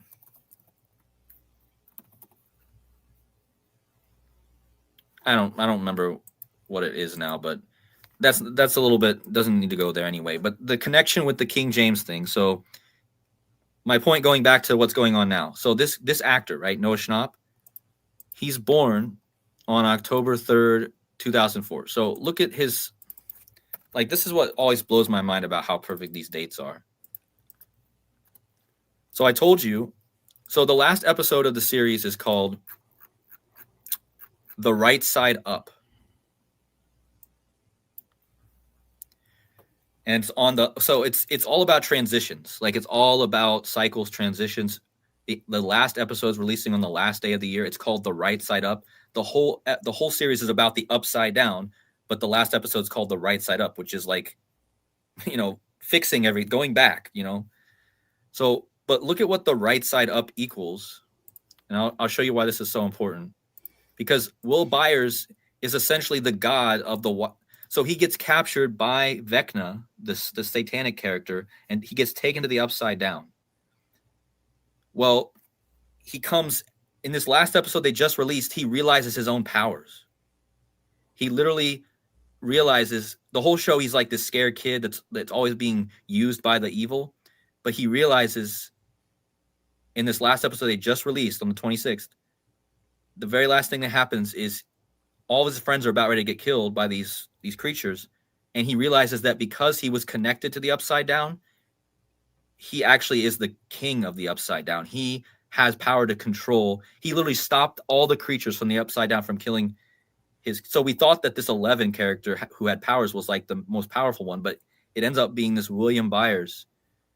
And I got actually chills from it because it was like so like deep and symbolic. And But look, the upside or the right side up, right?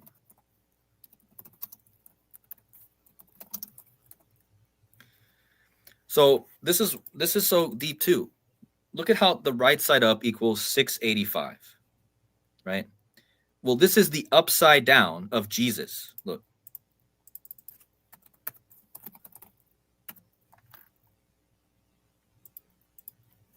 So let that sink in for a second. Jesus is the upside down of the right side up in gematria. 685 turns into 985. Just flip it upside down, the 9, the 6, that's what you get. So with that in mind, look how old William Byers, the actor, is going to be on the last episode of the series, on the last day of the year.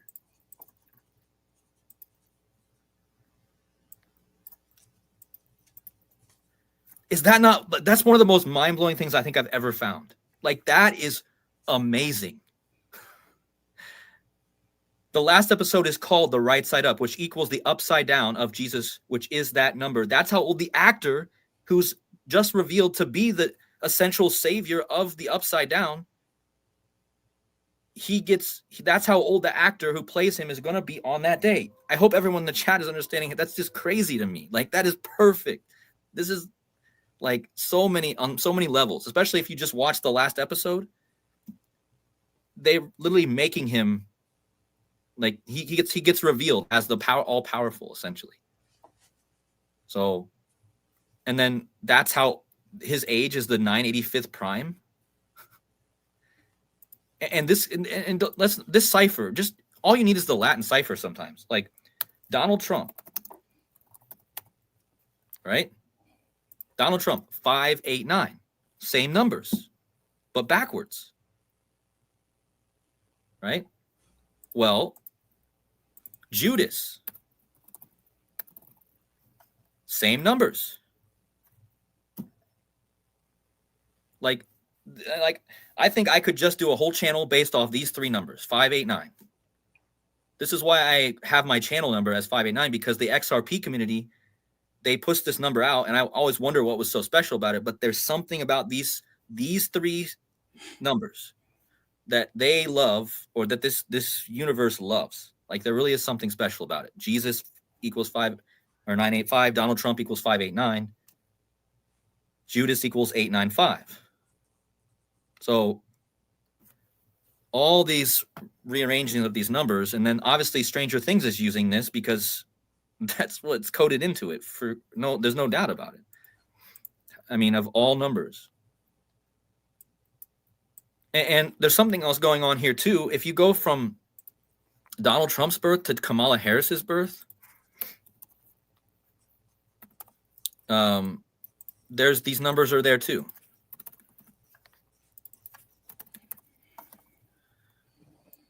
Let's see. So if you go, this is Donald Trump's birth to Kamala Harris. If you click the days, it's the same numbers I just showed you.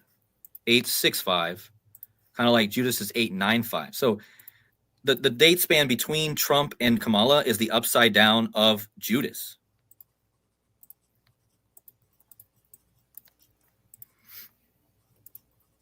So yeah. I mean, I'm just saying it's like so like mind-blowingly coded. But just go back to the point. We got all this stuff going on. John Cena's retiring, the end, right? The last time is now, Judgment, the end of the world type theme. You got the Judgment Day match. You got the Avatar movie with Fire and Ash. You got the Judgment Day and WWE just getting back together and becoming big. And then you have the last day of the year. You have this movie, this show, which everyone watches. It's their biggest show, which is so symbolic. And you have this thing happening, right? And again, this is just to bring it one last time together about how big this month is. If you go from the United States being founded to the last day of this year, which is the last episode of Stranger Things, you're going to find something very interesting again.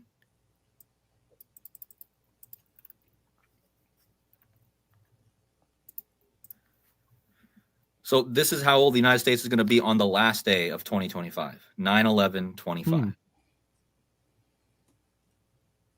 So that also means that the transition, like what I've been talking about, is also there, because if you add the day, 9/11/26. So that all to me is just mind blowing, how all that kind of the Stranger Things thing, the Avatar, the Judgment Day fight, the United States being 9/11/01 this month and then ending the year on this. And look at this, 13, 18 weeks the United States is going to be.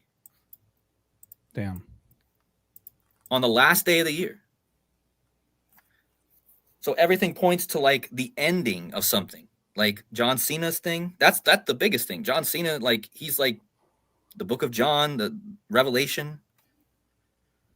So yeah, I mean, that's just kind of everything I've been putting together, and how like I just started noticing these things throughout the whole year, like how first it was John Cena being retiring this month, and then I found that 9/11 thing, and then I realized the Stranger Things thing was happening, and then that Judgment Day fight came out. So it's all pointing to something really big changing, I feel like, guys, like something I don't know what it is going to be exactly. I don't know. World War III? I don't know. I don't want to be a Judgment Day doomsdayer, but like either something's going to change. It could be the financial system too. It could be something with the financial stuff. Trump just came out today and said he's going to give eventually the income tax is going to be abolished because they're pulling in so much money from their tariffs. So who knows what's all going to shake down. But my main point, going back to what we started talking about, was all how it connects to like I think I started talking about the judgment stuff. So, and then how Trump was on, and Rambo mentioned how Trump was on the judgment card was that for the last FIFA? That was on the cover of The Economist, the year preview of 2017. Mm-hmm. Okay. They had a tarot card motif for the 2017 year preview issue. Because The Economist, every year, the beginning of a year, they have this symbol-rich cover about the year ahead. Right. And what they were doing was they were combining two tarot cards. It was the Judgment card, but they were using the image of the Emperor card. Mm. And Donald Trump is the Emperor. Specifically, he's Nero. I actually showed in my in the intro to my video that I showed in the beginning how Time magazine had Donald Trump leaning with one of his legs crossed against a Washington monument, and what they were imitating there was the Emperor card in the French Marseille deck, where the Emperor is depicted leaning back with his leg crossed in the same manner. But the specific Emperor they're talking about in regards to Trump is Nero. Nero is the emperor under whom St. Peter is said to have been crucified upside down. That was under Nero. Mm-hmm. And I've said, and you've talked about the symbolism here. That's the hanged man, right? The upside down cross. It's St. Peter's cross. And all these things you've mentioned, Donald Trump is Batman. The bat is upside down. There's some tarot decks that use a bat for the hanged man. And that is the mutable cross of the zodiac, which is the intersection of Virgo Pisces intersected by Sagittarius Gemini. That's the mutable cross. That's what the hanged man is. And very often when you see this kind of imagery invoked, the people they're using will be from one of those four zodiac signs, either Virgo, Pisces, Sagittarius, or Gemini. And Donald Trump is a Gemini, and Emperor Nero was a Sagittarius who died in Gemini. And Nero is a very significant figure. There are some who believe that the Antichrist will have the spirit of Nero. And that's actually the emperor that they're referring to there. Mm-hmm. It's the Roman Emperor Nero. If you look into him, he's very interesting. He also died by suicide as well. So there's that theme as well. But that's why you're seeing a lot of this kind of symbolism upside down. It's the hand. Also, another symbol of sudden change in tarot is the Tower card. And lately you've seen, what is it like? I've never seen this before. Maybe one building go up, but with 3 buildings in Hong Kong simultaneously. Yeah. All in flames. And the tower represents sudden change. It could be change for the better or change for the worse, but that's what so they're invoking the tower there. Right. That tower thing I never got a chance to really cover, but me and Sean were looking at, because Sean actually called that, guys. Sean actually, a few days before those towers went up, he had sent me a measurement about the tower and about that day.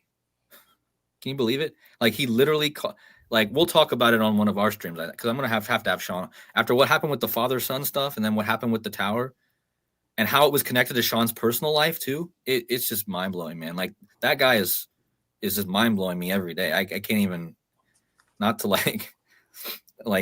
but it's what he's doing with these connections. Like, it was like maybe like 6 days before those towers caught on fire, he sent me this. He was talking about the tower in our chat, and he even sent me that day as connecting to it.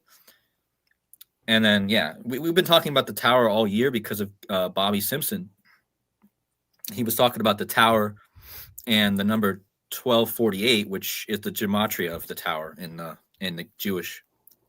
And then, so the 1248 actually played into this tower or thing that Sean was talking about. So it also makes me think of King Kong, right? King Kong, who climbs up the tower. King, all the King stuff we've been talking about with Charlie Kirk, etc. Yeah, and the King stuff is always part of it too. You know, the King James is connected to everything. Like I just showed you, he's a big part of the King James thing. Is really connected to the Will Byers thing, or the Stranger Things. And then what I was going to say too is that that Judgment Day fight that I just had up. Speaking of dawns and new like things, look at and I've decoded Jake Paul before, but his nickname is the Rooster. And when you think of and look at the nickname for the other guy, AJ. He goes by AJ. Of course he does. Anthony Joshua. Perfect. Can't but get look away at where from this AJ guy's these from. days. Cleveland, Ohio, King James, right? Where's this guy from? England. So clearly a King James riddle there. You got an England versus a guy from Ohio again. And the rooster, like the rooster crows at the dawn, you know, the dawn of, we just found out about the dawn from the duck that was just at the Patriots game. And Don King. What about Don King? There's another one. That reminds me. Remember I shared this with you yesterday, AJ? So I realized that the Patriots are tied to Aleister Crowley and the Golden Dawn because yesterday the Patriots starred That's right. on Aleister Crowley's death anniversary. Well, look at what New England equals. And look at what Golden Dawn equals. It's a perfect match. And Aleister Crowley, of course, got his start in the Golden Dawn. And yesterday on his death date, the New England Patriots starred, right? They don't call him Boston, right? They call him New England. Like, this goes back to England too. That's where Aleister Crowley was from. So there's another connection there. There's speculation that George Bush Sr., who's from New England, the family's from Massachusetts originally. There's speculation that his wife, Barbara Bush, is the daughter of Aleister Crowley. And there is some substance to that because one of Aleister Crowley's very close, you could say, proteges in his Thelemic, I guess magical order, you could call him, was a woman named Pauline Pierce. And there is, through Pauline Pierce, who did move to the United States, there's belief that Barbara Bush is, I guess, a daughter of Pauline Pierce. So some people speculate that it was that she might be the daughter of Pauline Pierce and Aleister Crowley. But they talk about the resemblance that Barbara Bush does have to Aleister Crowley. So there's another. That is an amazing super match there, Grand Slam match. That's amazing. But that also ties into the, it's this theory. It hasn't been proven that the New Englander, most famous New Englander, is George H.W. Bush was married to a, I guess, daughter maybe of Aleister Crowley. Wow. Well, that would bring it all together. Even the theory itself makes it.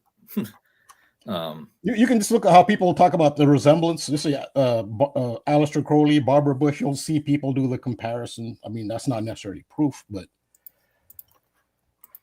I don't know. Maybe Aleister. the connection is through Pauline Pierce, who was a member of the Thelema order. I'll be right back, folks. Huh. Interesting. I see it. I mean, I see the resemblance for sure. Yeah, I mean, many people can resemble many other people. So resemblance, it's just, it has to do with.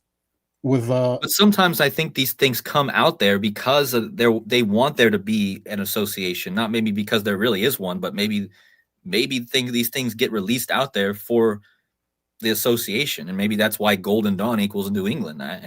And I didn't know that they were from New England either. I didn't know the that. Bushes? No, I didn't know that. Yeah, he's from I think Milton is the name. Yeah, Milton, Massachusetts is where he was born. Right. Well, that connects to Cena too. That's where Cena's from. Cena's from West Newbury, Massachusetts.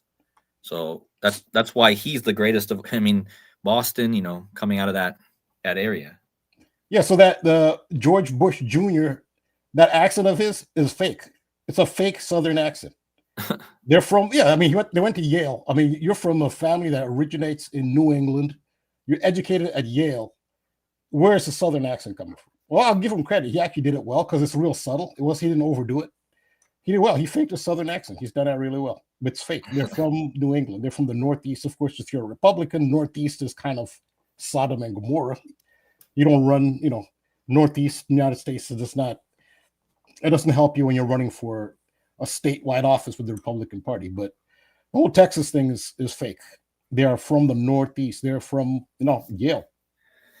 Skull and Bones. He's from Milton, Massachusetts. That's where it is. So that's an interesting connection. It is a direct connection to Aleister Crowley. Yeah. And it's just like I was messing around. I knew the game was going to be connected last night to Aleister Crowley, of course. And I was, looking at gematria matches, and I was like, wait, Golden Dawn just is a Grand Slam match. And sure enough, Dawn the Duck shows up. Right. Yeah, that's what I mean. Yeah, that's perfect. I didn't even think about that until now. The Duck, Dawn, showed up. I made this connection. I sent it to AJ before the game even started. I thought that's why you even brought up the Golden Dawn, tying it back to the Duck thing. No, not originally. The reason I brought up the Golden Dawn at first was because the Dawn, the rooster, like Jake Paul, right? Like, yeah. It seems like we're always going back to farm animals. It seems like we're going back to animals a lot. We got the rooster now in here. But yeah, like, I can't believe. I just thought thank you, AJ, for always. AJ, you're just so good at pointing out like the obvious sometimes that I normally miss. So Thank you. like I mean, yeah, the duck guys, the duck named Dawn showed up after I made this connection between New England last night and the Golden Dawn. Like, again, I can show you the message. I sent this to AJ before the game started, right, AJ? Oh yeah. Yep. So I was like, now that we just found out about this duck, it's perfect. It's perfect. It makes me think of Golden Goose, with Rambo talking about the goose and duck. Oh yeah. Golden Goose. That comes from Jack and the Beanstalk. And look at this guy. He's wearing a gold hat. You see, it's like a gold color. Is that not gold to you guys? Oh, the duck is? No, the brim of his hat is gold. Oh. Right? Unless I'm just tripping, but I'm not colorblind. When he's wearing that green, like the Oregon Ducks, It's kind of green and yellow, isn't it? There's a little hint there. Well, that's what I mean. This is kind of a goldish color here, right? Like more, but this is a very dark shade of gold. You could say maybe brown, but it's definitely a dark shade of gold. You know what those colors look like though on his jacket? It actually looks like Utah Valley's colors. Yeah. Because they have very similar colors too to the green and gold. Mm-hmm. Or green and yellow. At least kind of an off shade of it, but yeah. But yeah, this is Don the Duck, and his owner's wearing a gold rimmed hat here. There you go. Like, and you know, normally you'd think he'd be wearing just like the red, but he's wearing all kinds of different colors actually. But let me see if there's anything. How, I didn't know you could just walk in with animals to a professional sporting event. You know what that reminds me of? That reminds me of the Curse of the Billy Goat with the Chicago Cubs. There's a whole story behind that, but I don't want to go down another rabbit hole, pun intended. So what is this here? It says Dawn's Rise, okay, has caught the attention of businesses and big and small. She's sponsored by Tizzy K's Cereal Ice Cream and Sophia's Cafe. She ducks Jeep Wranglers. She has billboards in Puerto Rico. What? This duck has that? Is that what they're talking? She recently met with a Tesla, which pitched a concept of a cyber duck. Oh, great. Oh, my goodness. Look at this. Thames. I guess the guy's name is Thames. Like the River Thames in England, or was that in England? Oh, they pronounce it Thames. Thames, okay. Spelled completely different. Cody, go back one more sentence after that. We're talking about judgment, the one about the duck. Even celebrity judge Frank Caprio adored her. Okay. So Dick Cheney, remember when he did that duck hunting accident? Yeah. The guy he shot in the face was a judge. Oh no, man, dude. Yeah, he shot a judge. I covered that. Man. This is always mind-blowing to me, man. This every time. Don Ducky. Dawn the Duck. And then now we got the Golden Dawn connection, and then Dawn the Duck. Let's just see what that equals. 114. Oh, wow. What? This equals LeBron James, man. Look at this. Yeah. I think this will be a good segue to do a quick just recap of the presentation I did earlier today, because it encapsulates literally everything we've been talking about. And I would love to get Rambo's take on it, because I know he's got a few nuggets up there. Yeah, okay. Yeah, look at that. Oh my God, LeBron James and Don the Duck. Oh my God. It's like almost perfect match. So this all ties into New England. LeBron James is managed by Fenway Sports Group. They own the Boston Red Sox, but they also manage LeBron James. So LeBron James has a direct connection to New England. Right. Remember the Boston Marathon bombing, which happened on April 15th? Like 114 was all over that one. And that was ahead of the 114th World Series, which the Red Sox would end up winning. Yeah. And of course, Charlie Kirk, born on 10/14, a lot like 114. Yeah, so LeBron James has that New England connection through his managers, Fenway Sports Group, the Boston Red Sox owners. Yeah. You said you were going to do a recap or something? Yeah. So I think, Cody, if you don't mind, I'm going to take go ahead here. So, I did a 20-minute video earlier today. Make sure you guys go back and check it out. But I'm going to provide kind of the cliff notes, if you will. And so for those that don't know, Rambo, I don't know if you caught this. I wouldn't expect you to. Like, this was such a minuscule thing, but of course on ESPN, they're going to make it a big deal, mainly because it's LeBron James, I guess. But essentially last night, this was LeBron James's 1567th game of his career. That's important because King James became king in 1567, right? And what happened is they were playing against the Suns. So we've been talking a lot about the upside down symbolism. We've been talking a lot about the father-son connections, right? We've been talking about the Kings and judgment.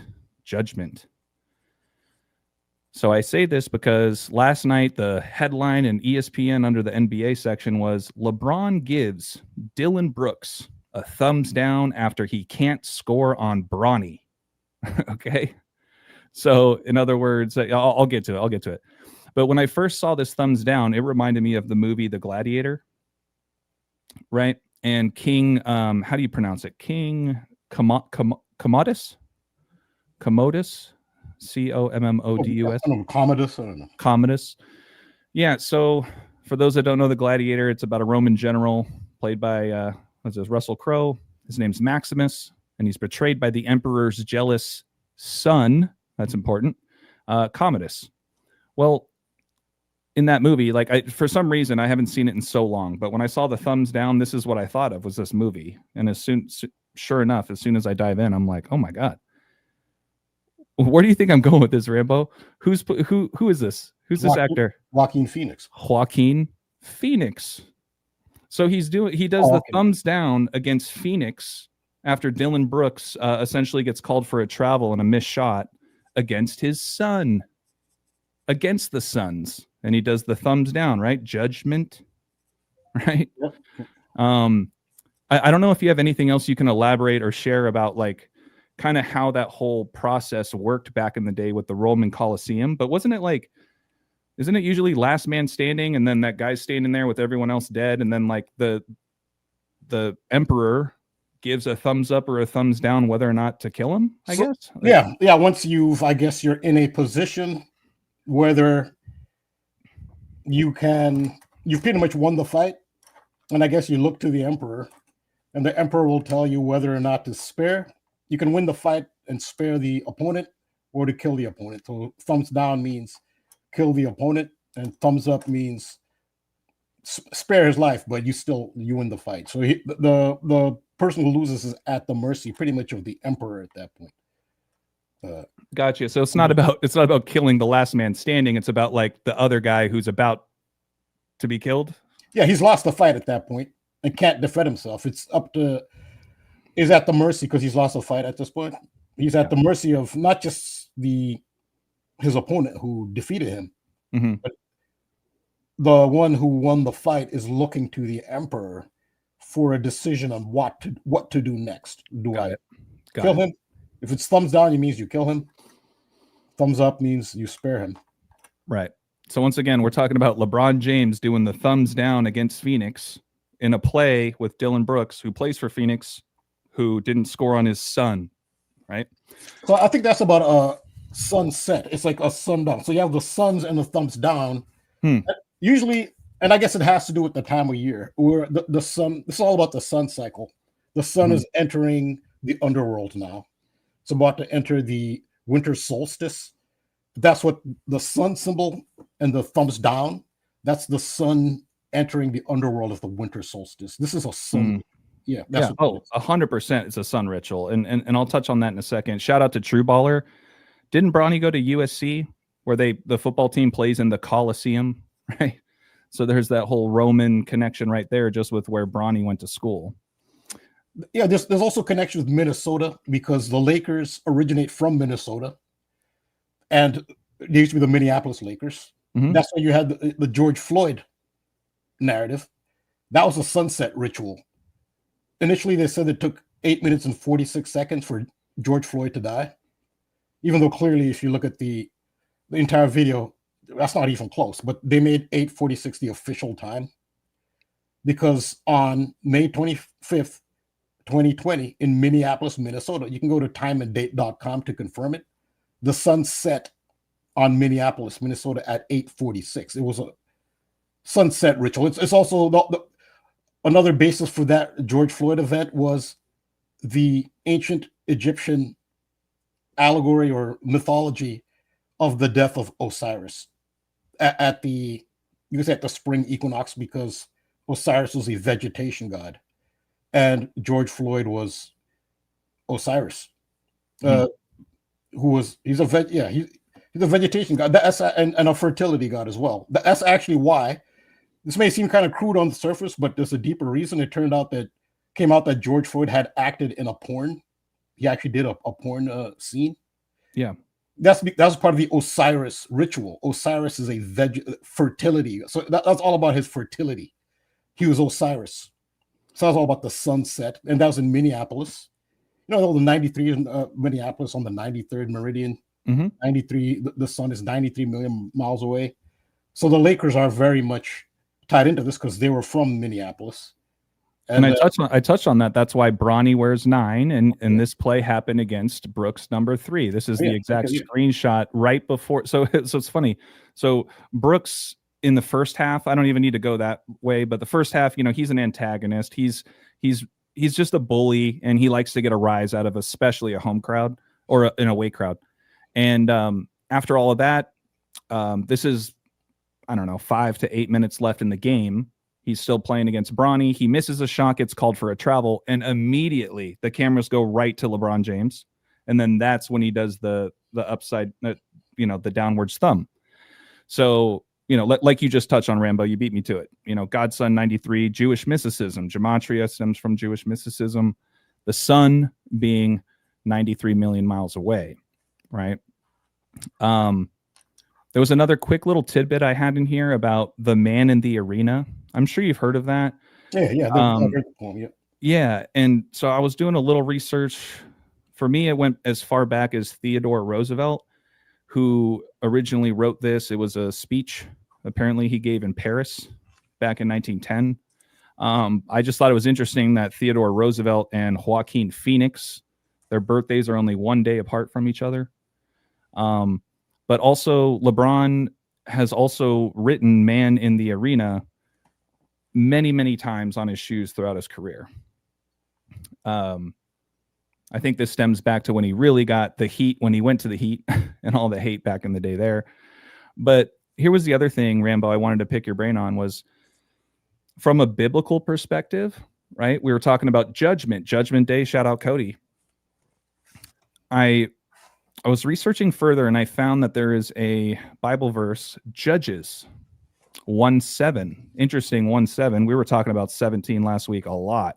And LeBron James, right, coming from the 17th state, Ohio, on the date written 1/7, going to the Lakers, winning the 17th championship, etc. But this particular verse, it records the words of, is it Adoni, right? Adonai, you could be. Adonai Bezik.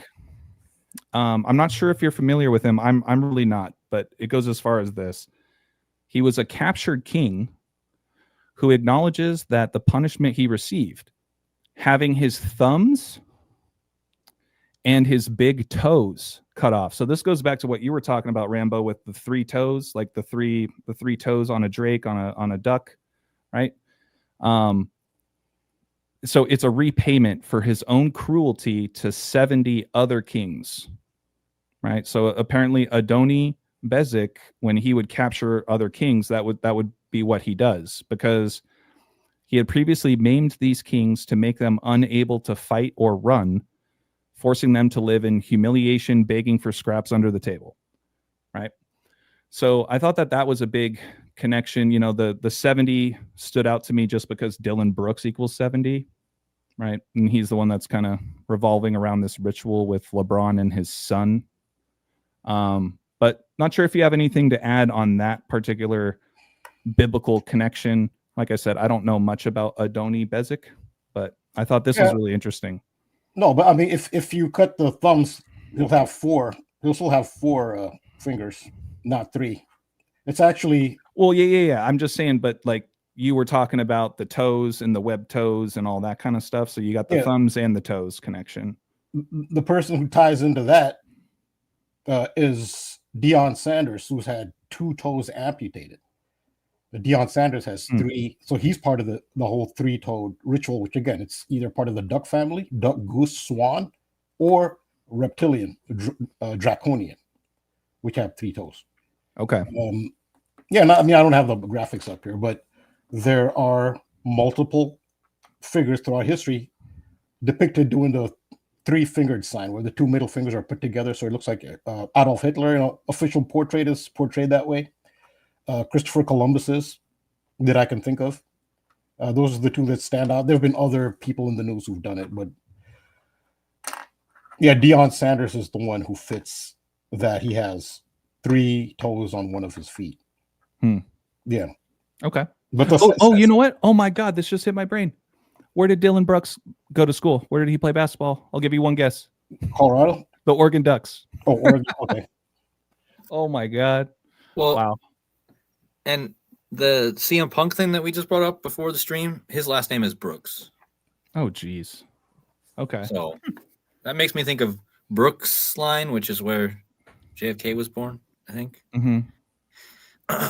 But also somebody in the chat mentioned to switch the letters around on Adonai or a dawn of an AI. Adoni. Yeah. But think about that. Dawn AI, like a dawn of an AI. Because that's like it's like literally the anagram of that name that you just had up there. But yeah, just somebody pointed that in the chat. I just wanted to say that. Yeah, no, that's a good one. The last thing, I'll skip over really the rest. I mean, Dylan Brooks says LeBron James likes people that bow down to him, right? But I don't bow down. So that was in the post game. But I just thought, what are the odds? LeBron and Dylan have a Grand Slam match across all 4 base ciphers and then just rolling it right back up to the top. Gladiator, the Emperor played by Joaquin Phoenix. And this whole, ritual, so to speak, takes place against Phoenix, revolving around his son. Don't forget Charles equals LeBron too. Yeah, this is what you were talking about, right, Cody? Right. Yeah. Because we were talking about the dog deaths just last week, and then right before tonight's show, I'm like, oh my god, here's another one. Yeah, this came out just like today or yesterday, and it's been a big thing. Like with CM Punk, who just became champion, right? Again, after so long. He's from Chicago, so I mean, it ties to Charlie Kirk. He's from Chicago. He's a big Cubs fan, right? Now his dog is dead, so and his wife's name is AJ. Yeah, there you go. AJ Lee. Well, that's not a real name. That's her stage name, AJ Lee. But and then the AJ was when the Charlie Holt Kirk thing happened. She returned, right, and she was wearing that spider web on her shirt, which I connected back to the Charlotte's farm. Web with all the farm animals. Yeah, right. That's what I mean. Like, I feel like it's also Charlotte's Web. All the animals. Like, how many different animals have we brought up in this decode so far? We got the duck. We got the rooster. The duck, the rooster, the dog, the rabbit. We haven't talked about a pig, but I'm sure we could. Well, speaking of which, my dog Cooper is calling, so I got to go grab him now because his ears were ringing. His ears were ringing. He must have heard me. Yeah, exactly. He must have heard me talking about it. Dogs. Well, his brother's name is Cody. So yeah, I'll be right back, you guys. Cody, you have the floor. Oh yeah. So yeah, I don't know. I just I'm still can't get over this duck thing here. And in Providence, this duck is supposedly from Providence. Like that's like about being able to see the future or something. Is that what Providence means? Or having like a destiny type thing.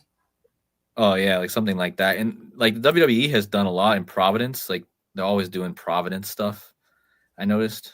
So that's interesting. And yeah, I keep thinking of this duck commercial where they have this little duck and he's getting washed by the Dawn dish soap. I just noticed that because I always see these commercials where the duck they're washing the ducks with the Dawn dish soap. Yeah, so I guess they found that when they have these, these major oil spills that they have and how the oil affects the animals, they always use Dawn. And the reason they use Dawn, they say, because Dawn effectively cuts grease, but it's also very safe for the animals. They always use Dawn. If you look, you can kind of just look that up, like Dawn and oil spill, and then Dawn. And they're pictures of they're cleaning the wildlife with Dawn. They specifically use Dawn whenever they do these cleanups from oil spills. Yeah. Well, I always thought, like, come on, Dawn is, first of all, it's not safe. I mean, I try not to use these dish soaps as much as possible. It's got chemicals in it, which, yeah, I mean, obviously you'd probably rather get the oil off of you, but I mean, still, like, it's like super. I can't remember how many times I've thought about this commercial, like how I kind of feel bad that they're using a chemical to clean off a chemical, but like, and now it comes up now it makes perfect sense why it's the Dawn and the Duck. I just never, the Dawn and the Duck right there. Well, they say because they don't use any other. Maybe they do, but they don't want to talk about it. I don't know. But typically, when they have these oil spills, Dawn is the go-to for cleaning the wildlife. I mean, you can you look up pictures on that, but it's the let's see, hold on. Also, the big oil spill was the BP oil spill in the Gulf of Mexico, and that also brings in. So the BP oil spill in the Gulf of Mexico, think of BP's logo, British Petroleum. It's green and yellow. So that's where you had, so you had the green and yellow of British Petroleum, that oil spill in the Gulf, and then they're cleaning up the wildlife, which included ducks, with Dawn detergent. So even in that incident, that all comes together, that BP oil spill. Green and yellow. Wow. AJ, did you catch this? No, I didn't. I was just going to say, don't forget, Cooper only eats duck hearts. I'm not joking. Oh my gosh. Man. I'm not kidding. Crazy, that's all he eats. So crazy, man. This Matrix. Because I was on here. I mean, you left, and then I was like, I opened up this page, and I realized this commercial I've watched 100 times, maybe more, of this. They use, and as Rambo was explaining, they use Dawn dish soap to clean off the ducks on oil spills. And I've always watched these commercials with the ducks being cleaned with the Dawn dish soap. And I've always wondered, like these poor ducks, man. Is that a penguin right next to the one with the hand, or is that the duck? That's duck. These are ducks in oil right here. Yeah, they wash all wildlife. In fact, once they started doing that, started washing wildlife with Dawn, that's when Dawn decided to use that in their advertising campaign. And saying, look, they use our product. This is not us saying it, the type thing. That's what they say. Ours is the go-to product. Well, I will say we just cracked the 2-hour mark, and I did see a handful of folks asking if we're taking calls tonight. If you guys are okay with it, I can open up the phone line, maybe take a call or two, see if anybody wanted to add anything else to tonight's show, if you guys are okay with that. Yeah, can I say something real quick? That of course. You missed while you were gone. Yeah, please. So a major oil spill, where again they used Dawn specifically to clean the wildlife, was the BP Gulf oil spill. One of the biggest oil spills. It was like 2008 or so, and they used Dawn there. But think about BP; their logo is green and yellow, British Petroleum. Yeah, and the oil spill, and they used the Dawn duck in the.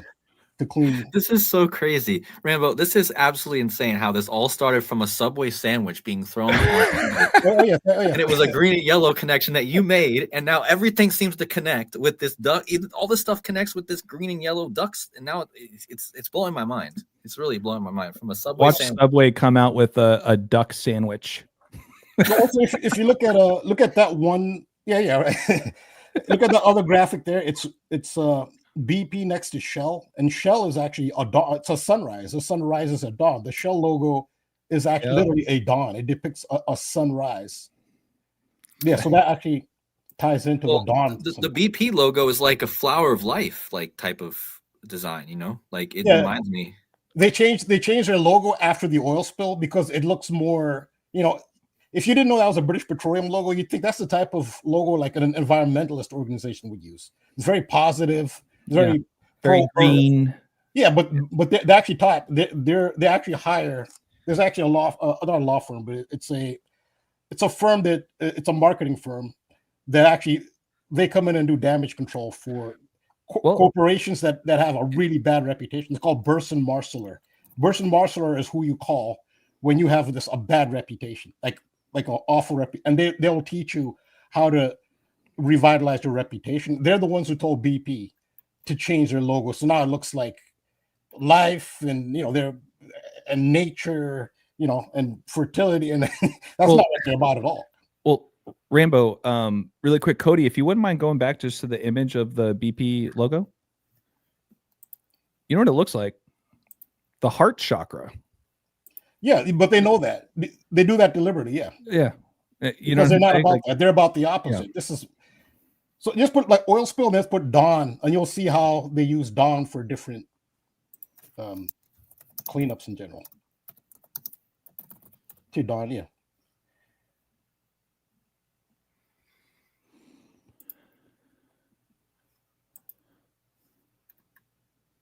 Yeah, it's just, I mean, this is just ridiculous. This kind of stuff is like makes me angry.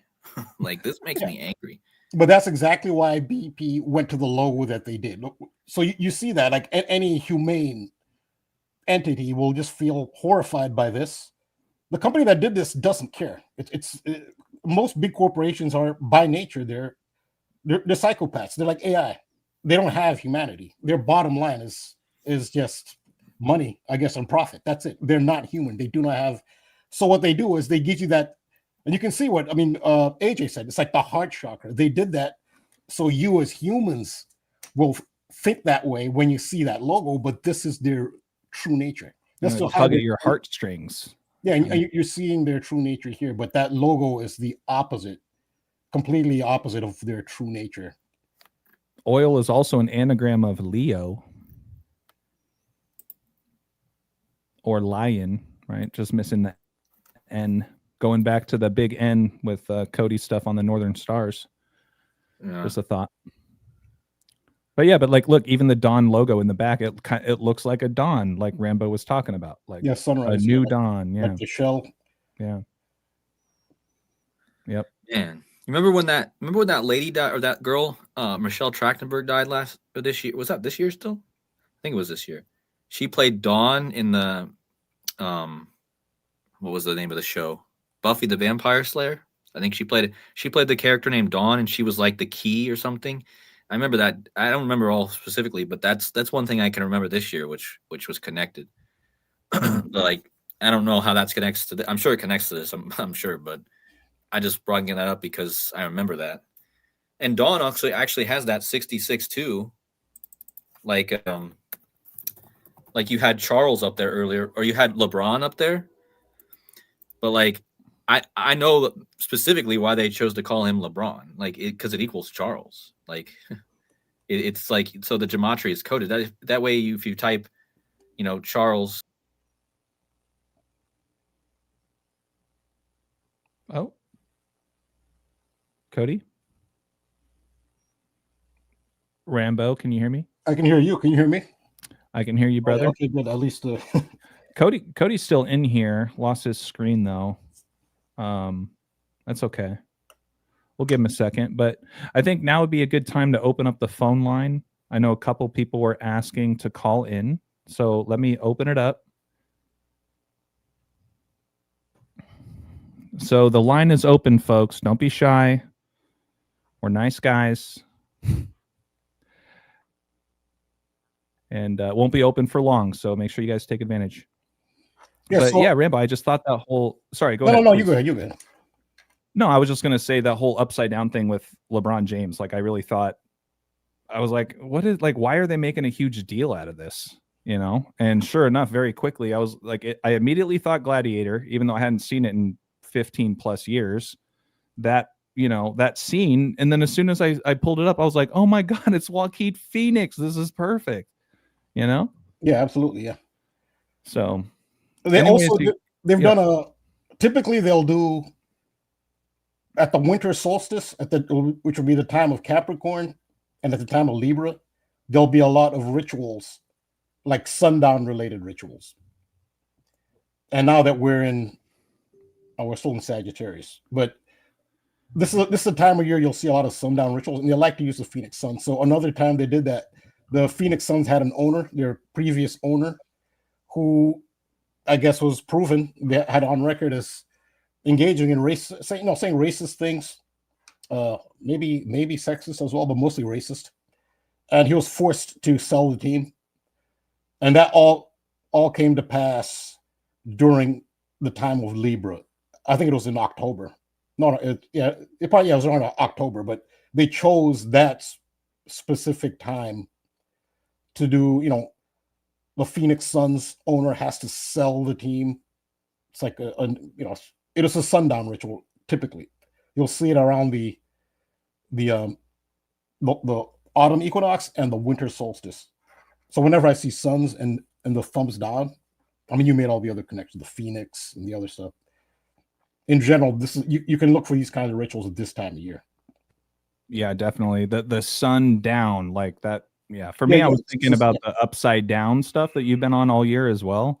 But yeah, no, it's right in your front of your face. It's involving his son. It's against the suns. And he's putting his thumb down. I mean, it can't get much more blatant than that, you know. We do have our first caller from New York.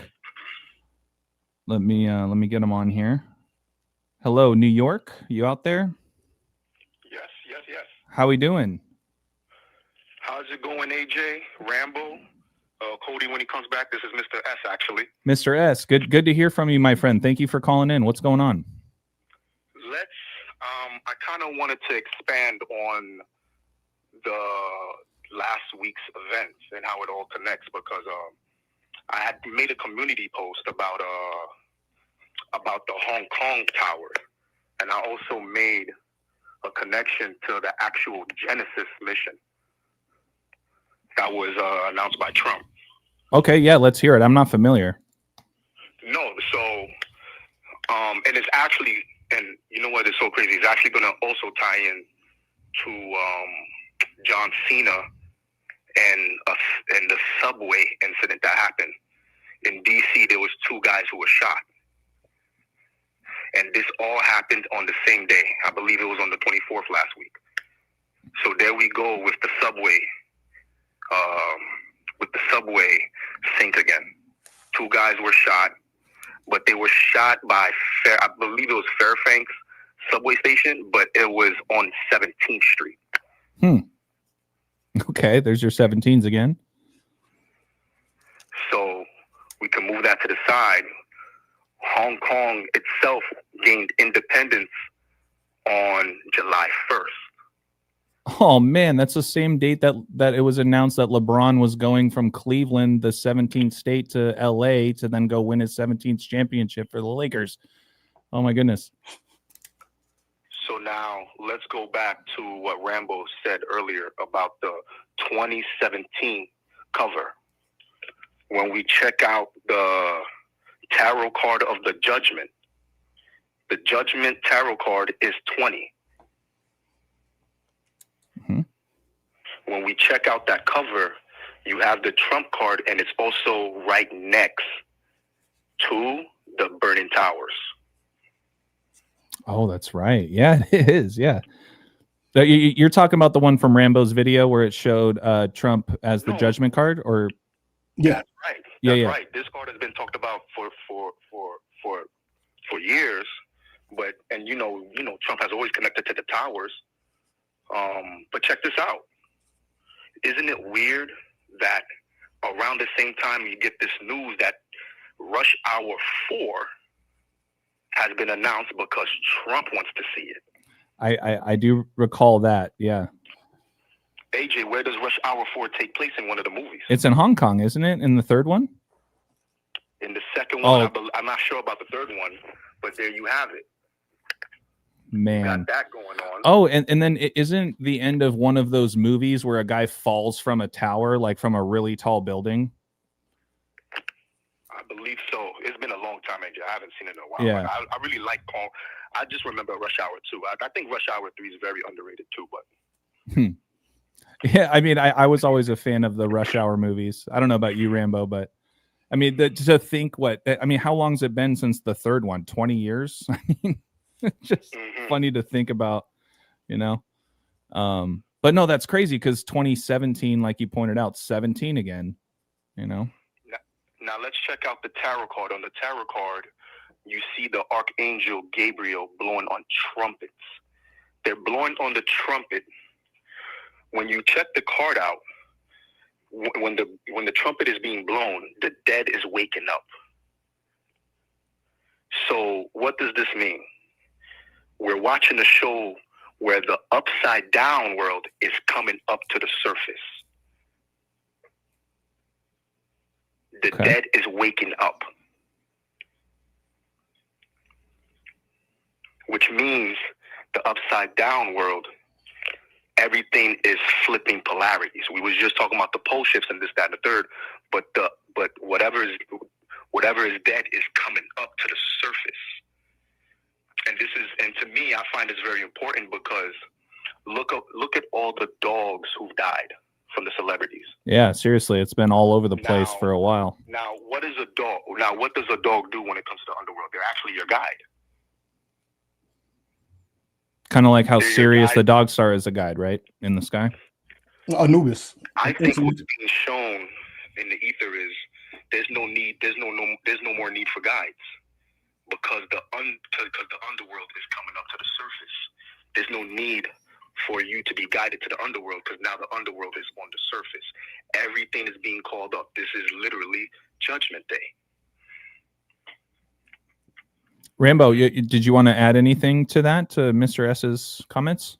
No, yeah, when you have these esoteric symbols, yeah, there's so many ways you can interpret them, but clearly, yeah, that's the only correction I'd say. The archangel on the judgment card is Michael, because Michael corresponds to fire, and he has flames on the top of his head, like his head is on fire, like Michael Jackson's hair caught fire. So that's the archangel Michael. That's Excuse me, Rambo. I'm talking about the actual judgment card. That's letter 20. I think Michael's on the other ones, but I Googled it. That's Gabriel, and we should all know that Gabriel connects to what happened in the shooting in Minnesota, the Annunciation school shooting. But I'm gonna kind of finish it off right here. So now let's get to the Genesis mission. That was announced the same day as all those events, right, AJ? So, boom. They announced that 17 new data centers. When you go to the website, when you go to the White House website, 17 new data centers would be built. And even in that announcement, they kept referencing the Manhattan Project. And why is that important? Because we already spoke about the garden. We already spoke about John Cena, this, that, and the third. 17 new data centers. That's kind of wild. And now when we get to Genesis reminds me of Terminator Genesis. Oh, the Terminator movies. AJ, it came out, what you could literally say, it came out on the dawn of summer. The dog days of summer? The dawn of summer. The summer solstice. June 21st, because Rambo spoke about this, but I'll just kind of elaborate it again. We quote unquote enter the cave in Cancer, and we leave the cave. We leave the underworld in Capricorn, December 21st, which is not far away from December 19th. The date of the fight, Judgment Day. Exactly, which is also when they're going to premiere Stranger Things Part 2 in Christmas. So this is all a symbolism. When we talk about the Genesis mission, I believe this is all symbolism, obviously, to just genes, AI, transhumanism. But everything was laid out on that 2017 cover. And then this is why there's going to be, I don't believe there's going to be any more generations. This is why everything is going to be almost like the living and the dead on one surface. Symbolically, especially. Because, you don't ever want these things to really creep into our heads and we start to really think all of this is real. Yeah. Rambo, did you want to add anything to that? No, it's a great decode and an interesting interpretation. When you have all this symbolism, there's so many ways they could be. So no, it's a valid theory. You can't say for sure what they mean by this, but yeah, this is a good theory. Yeah, I mean, well, turning point. Things are changing, right? Like we're in for a change of pace, so to speak. The turning point refers to Saturn, because Saturn was at the turning point. If according to ancient history, I mean that's why she said North Star. That's where, and Saturn ruled a golden age. Well, if there's a sudden change, it could be for the worse or it could be for the better, and it could change it could be for different people. Some people could experience worse, some people could experience better. People talk about a shift if people are inclined towards that. But the thing about Saturn, it ruled when Saturn was the sun, it was a golden age, but it was low tech. So there was harmony, there was no ownership, there was no money. That's the key. There was no money. Money really is the key to the enslavement. But that's the golden age under Saturn. But the flip, but it was harmonious. And the flip side of that is also low tech. So there wasn't much advancement and in that respect. But that's what the golden age is. So and that's why Saturn was probably on the cover of the Economist cover this year. It was front and center. Yeah, for 2025, yeah, is at the top, yeah. And that's another thing. I don't want to take too long, AJ, but that is another thing I think we need to kind of mention is the 3-eye atlas. The final destination of that comet is going to be Jupiter, and it's going to be on Jupiter and 3-eye atlas is going to meet on March 20th. That is the Thelema New Year and Barron Trump's birthday, who is the son of Apollo, Trump. So I type in the chat all the time. This is really, to me, about Jupiter and Saturn, the father and the son. They both represent kings, but one rules differently than the other. I will say this, when you brought up the Manhattan Project, talk about play on words. I love that word play. It reminds me of Rambo's work on Mad Hatter. Mad Hatter kind of sound like there's kind of an overlap there with Manhattan. You got the Hatton right there. Manhattan, Mad Hatter, right? And then everything with what all of Rambo's work. Shout out to you, Rambo. The rabbit going down the rabbit hole, going underground, right? And I can add to what you just mentioned about Mad Hatter, since you mentioned it. I don't know if you remember. I put so much. Sorry, Mr. S. Hold on, really quick. Go ahead, Rambo, please. I put a lot of dense information in my video. There's a lot of stuff, but if you saw it, did you see that I talked about Ricky Hatton, the boxer? Yeah. Ricky oh Hatton. My God, I didn't even. Yeah. No, I remember that exactly. I didn't make the hat connection though. Yeah. So Mad Hatter, Ricky Hatton. Remember what number the Mad Hatter has on his hat in Alice in Wonderland? 106. 106, and Mad Hatter Day is 106. It's October 6th. Can you guess wildly? Just one guess. What is Ricky Hatton's birthday? October 6th. October 6th is Mad Hatter Day. That just so happens to be Bronny James's birthday too. So now we're tying right back to the 106 NFL season. So so that ties in. So what I talked about in my video, Ricky Hatton, that boxer at the bottom, it's real small at the bottom of the Economist page. Ricky Hatton's trademark was sky blue. He wore those colors because he's a fan of Manchester City football team. Manchester is 106 in Gematria. So he's boxing. That is Ricky Hatton because he has that trademark sky blue, and he's on the Economist cover. So it is pointing to the significance of boxing. But yeah, so we mentioned Mad Hatter and Manhattan and Hatton. Ricky Hatton was born on Mad Hatter Day. And the NFL did do a Mad Hatter Day tribute on Mad Hatter Day. It was a Thursday where the quarterback was born on Mad Hatter Day, which was Trevor Lawrence of the Jacksonville Jaguars.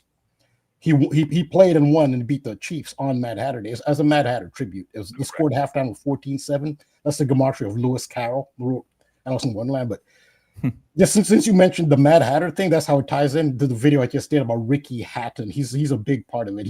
Those who don't know, he passed away, they say, by hanging. Again, we talk about the hangman stuff. They say it was suicide by hanging, supposedly. That Ricky Hatton died on September 14th. Hatter, Ricky Hatton was the boxer on the cover of The Economist. It's Ricky Hatton in the sky blue. So yeah, just tie those things in. Love that. No, seriously.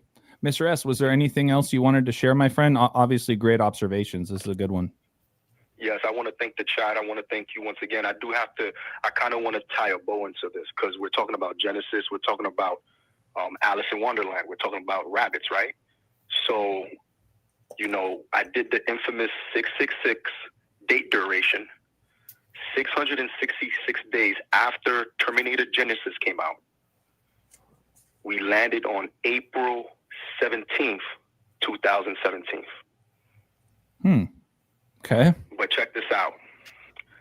That was the day that the White House had its first Easter egg hunt. Oh, nice, Mr. S. Wow. So there's no doubt that when we talk about what even Ozzy Osbourne, back to the beginning, the last time is now. Now it's all tying together. Yeah. That's what this is about. The destiny of, I believe, us as humans to something much more special. But there's also another side that kind of wants to divert us from that. But 666 days after that, the first White House Easter egg on 1717, April 17th. My God, man! Wow. That was all in the community post I had posted, but and I could probably keep going about like how this even ties into Christian Bale. Christian Bale played Frankenstein, who was also Dick Cheney. Oh, that's right. He played. Oh my God, I forgot about that. Yeah, he did play Dick Cheney. They have the same birthday, January 30th, which is the gematria of upside down. Wow. Oh my gosh, man. Oh man. Well, hey, we had another caller or two try to get in. Go ahead, Rambo. Go ahead. No. I was going to encourage him to continue, but since you said other people want to get in, then. Yeah, no, I mean, Mr. S, please call in again. Anytime. You can either message this or at least just hit me up. I can get your number. We'll be in touch. In closing, if you wouldn't mind just plugging yourself. I mean, where can people find you? Oh no, you could just find me in the chats. I'm not a decoder. At least I'm not I don't put content out, but I just want to thank you guys. I wish KODI was, I don't know if KODI's still there, but he's back. But I want to thank the chat as well. I'm just going to jump back in the chat. I don't want to take up too much time. No, we appreciate you, brother. We appreciate you very much. Hopefully whoever just called, shout out to you guys. Please call in because we're going to close this one out, but thank you very, very much, Mr. S. That was a brilliant decode. Amazing observations. This is like the chat and things like this is probably one of my favorite parts of this, whatever this is that we're doing. It's a lot of fun and mind blowing. So thank you very much, Mr. S. All right. Thank you. God bless Great call. Bye, brother. Take care. Bye. It's also optimistic. It's a great call, but it's optimistic. Very often it's decoding community. We're talking about gloom and doom. Yeah. Yeah, exactly. The end of the world, but his he actually had a positive. I appreciate that. Great decoding, a positive message too. Yeah. No, I exactly. I appreciate him emphasizing, like you do, Rambo, that everything does have a positive and a negative energy. We do have another caller right now. Hello, caller. Hello, this is True Baller from the chat. True Baller, what's up? How are you? I'm good, man. Thanks for having me on. Yeah, thanks for calling. No problem, man. I don't have something as deep as Mr. S, but I love the football breakdowns you guys do. And I think it was last stream, you guys were like touching on like the 2-8s, and you were talking about the football players, Jonathan Taylor and stuff like that. I was thinking about like the MVP race, and he seems to be the only running back that's like in the running amongst like all quarterbacks. And the last running back to win MVP, he was a co-MVP with Peyton Manning of the Indianapolis Colts. And it was Adrian Peterson, who also wore number 28. So it's kind of a light thing that I was thinking about, but I just want to know what you and Rambo's thoughts are on that. Well, as far as like yeah, to me, it's very interesting that you're calling in talking about the number 28. I was going to try to pull up a visual for the viewers, but I shared this with KODI and Rambo. I didn't send this over to you, but I don't know if you heard about the Black Friday shooting that took place in Santa Clara. Did you hear about that? Oh yeah, you called me when we talked. You talked about it. Yeah. Sorry, I was half asleep when I called you, Rambo. I threw so much away. I didn't hear about that. Yeah. So check this out. So Black Friday was what? It was on the 28th, right? Yeah. 2/8. The Super Bowl's on 2/8, right? Well, if you look up where that shooting was, I believe it was at Westlake Valley Fair Mall or something like that. But look it up and just look up the location or the address of that mall, and you'll see it is right up the road from Levi Stadium. I mean, it is right next door, essentially. And they say it's an isolated incident. It was not a mass shooting. There were no deaths. But what really stood out to me was that shooting took place exactly 201 days after the Indianapolis Colts' birthday, or the head coach. So you got that 201, Indianapolis equals 201, right? And then I took it a step further. I was looking at, don't forget about the death of Jim Irsay, right? The owner of the Colts back in May.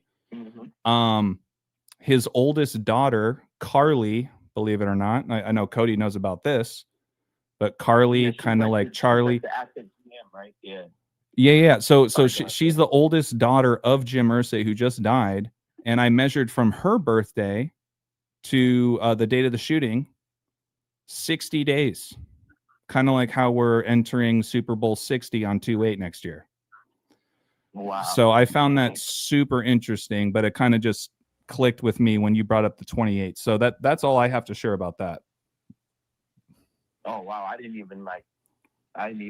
know if I caught that stream when you broke all that down, but oh no, I didn't talk about this on a stream. This was something I found over the weekend, and just shared it with Cody and Rambo on the back end. Okay, those are some good connections. And I just had a quick question for you guys, and in particular Rambo. What do you think about these magazine publications? And like, that's not really a thing anymore. Like, when you go in the stores, it's not like, you know, in the past it was a thing. People bought magazines and stuff like that. How do you feel that affects your ability to find these clues? Because is everything like all online you guys search for now? Because it's almost like it's a way of like making it harder for you guys to, or the people that are in the know that are doing these type of things, to find out like these patterns and these connections. In some ways, it actually might be easier if it's online, because before, if it was magazines, you'd have to actually go to you have to actually see the physical magazine. If you're not out and about or near a store that sells magazines, you probably wouldn't see it. So I think now it's actually easier to see it. Now you can sit at home and then pop up an image. You know what I mean? Like the Back to the Future. I talk a lot about the Back to the Future that the New York Post had Donald Trump, and then this huge headline, Back to the Future. I actually found that the old-fashioned way. I just happen to live in the New York City area. It's only because of that I saw that. I was just walking out of a supermarket and I see a New York Post, and there's on the cover. It looked like the type of thing I would put in my decodes. I couldn't believe it. A picture of Donald Trump and a huge headline, Back to the Future. Well, I saw that the old-fashioned way, actually. So that's kind of like but that's only because it was a New York publication. Had it been from some other side of the country, I'd never have seen it unless, I don't know, maybe I might have stumbled on it. But I'd say in general, online, I think, makes it easier to find than actually having to physically see it. Right. You can kind of browse through the internet pretty quickly. Yeah. So, yeah, I understand. Thanks for taking my call, guys, man. I love the show. I tune in every Tuesday night, so hit the like, man. Yeah, absolutely. No, I appreciate. Hey, the last thing I'll share with you about the 28s, don't forget about everything that Rambo, Cody, and I have been talking about Donnie Darko and Back to the Future, right? And the 28s, you know, in Donnie Darko, there's 28 days left, right?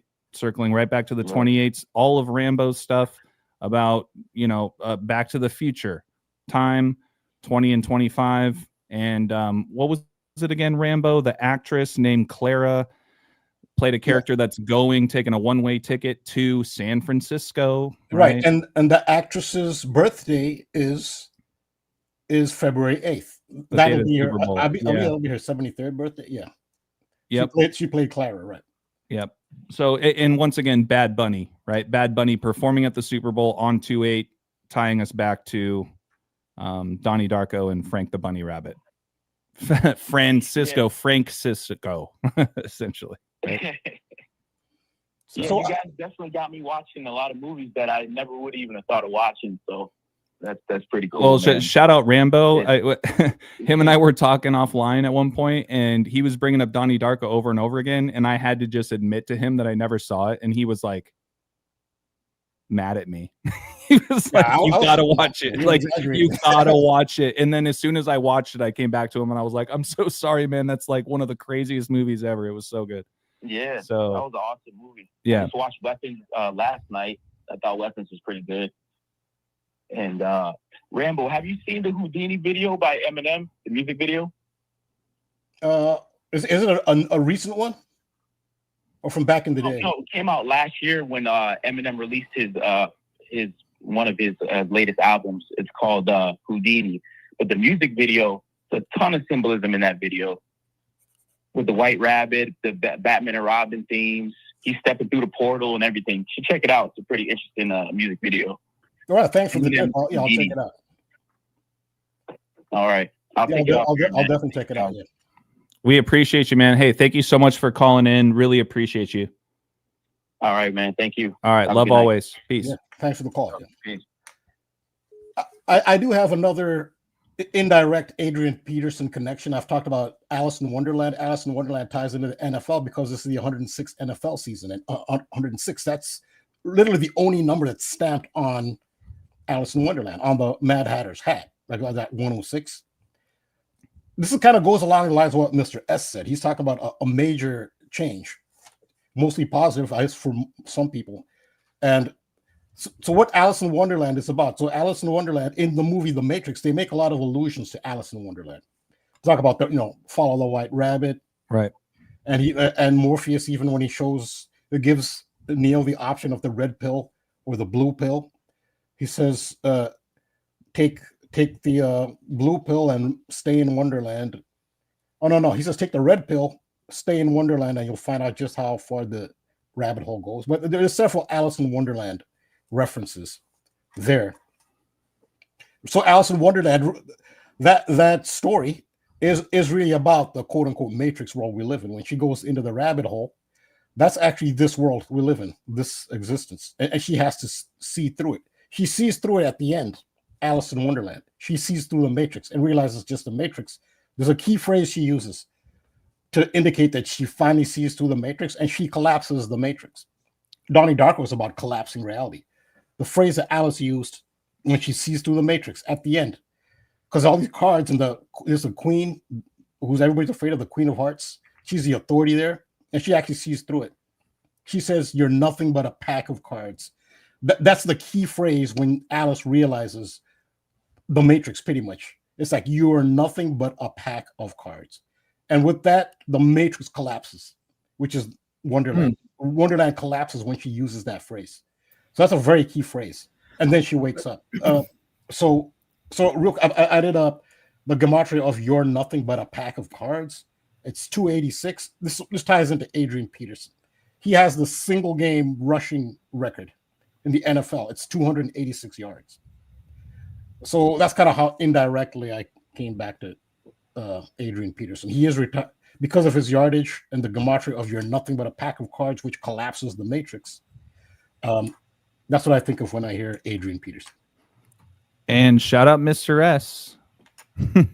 Long time no talk. Look at this, dude. I only saw the first Matrix. I forgot that they had multiple, redos of it. But look at that. Rambo, Matrix 4 starts off in San Francisco. Something to think about, and it's called Resurrections. Talking about the like underground, above ground, resurrecting, all the Christ symbolism.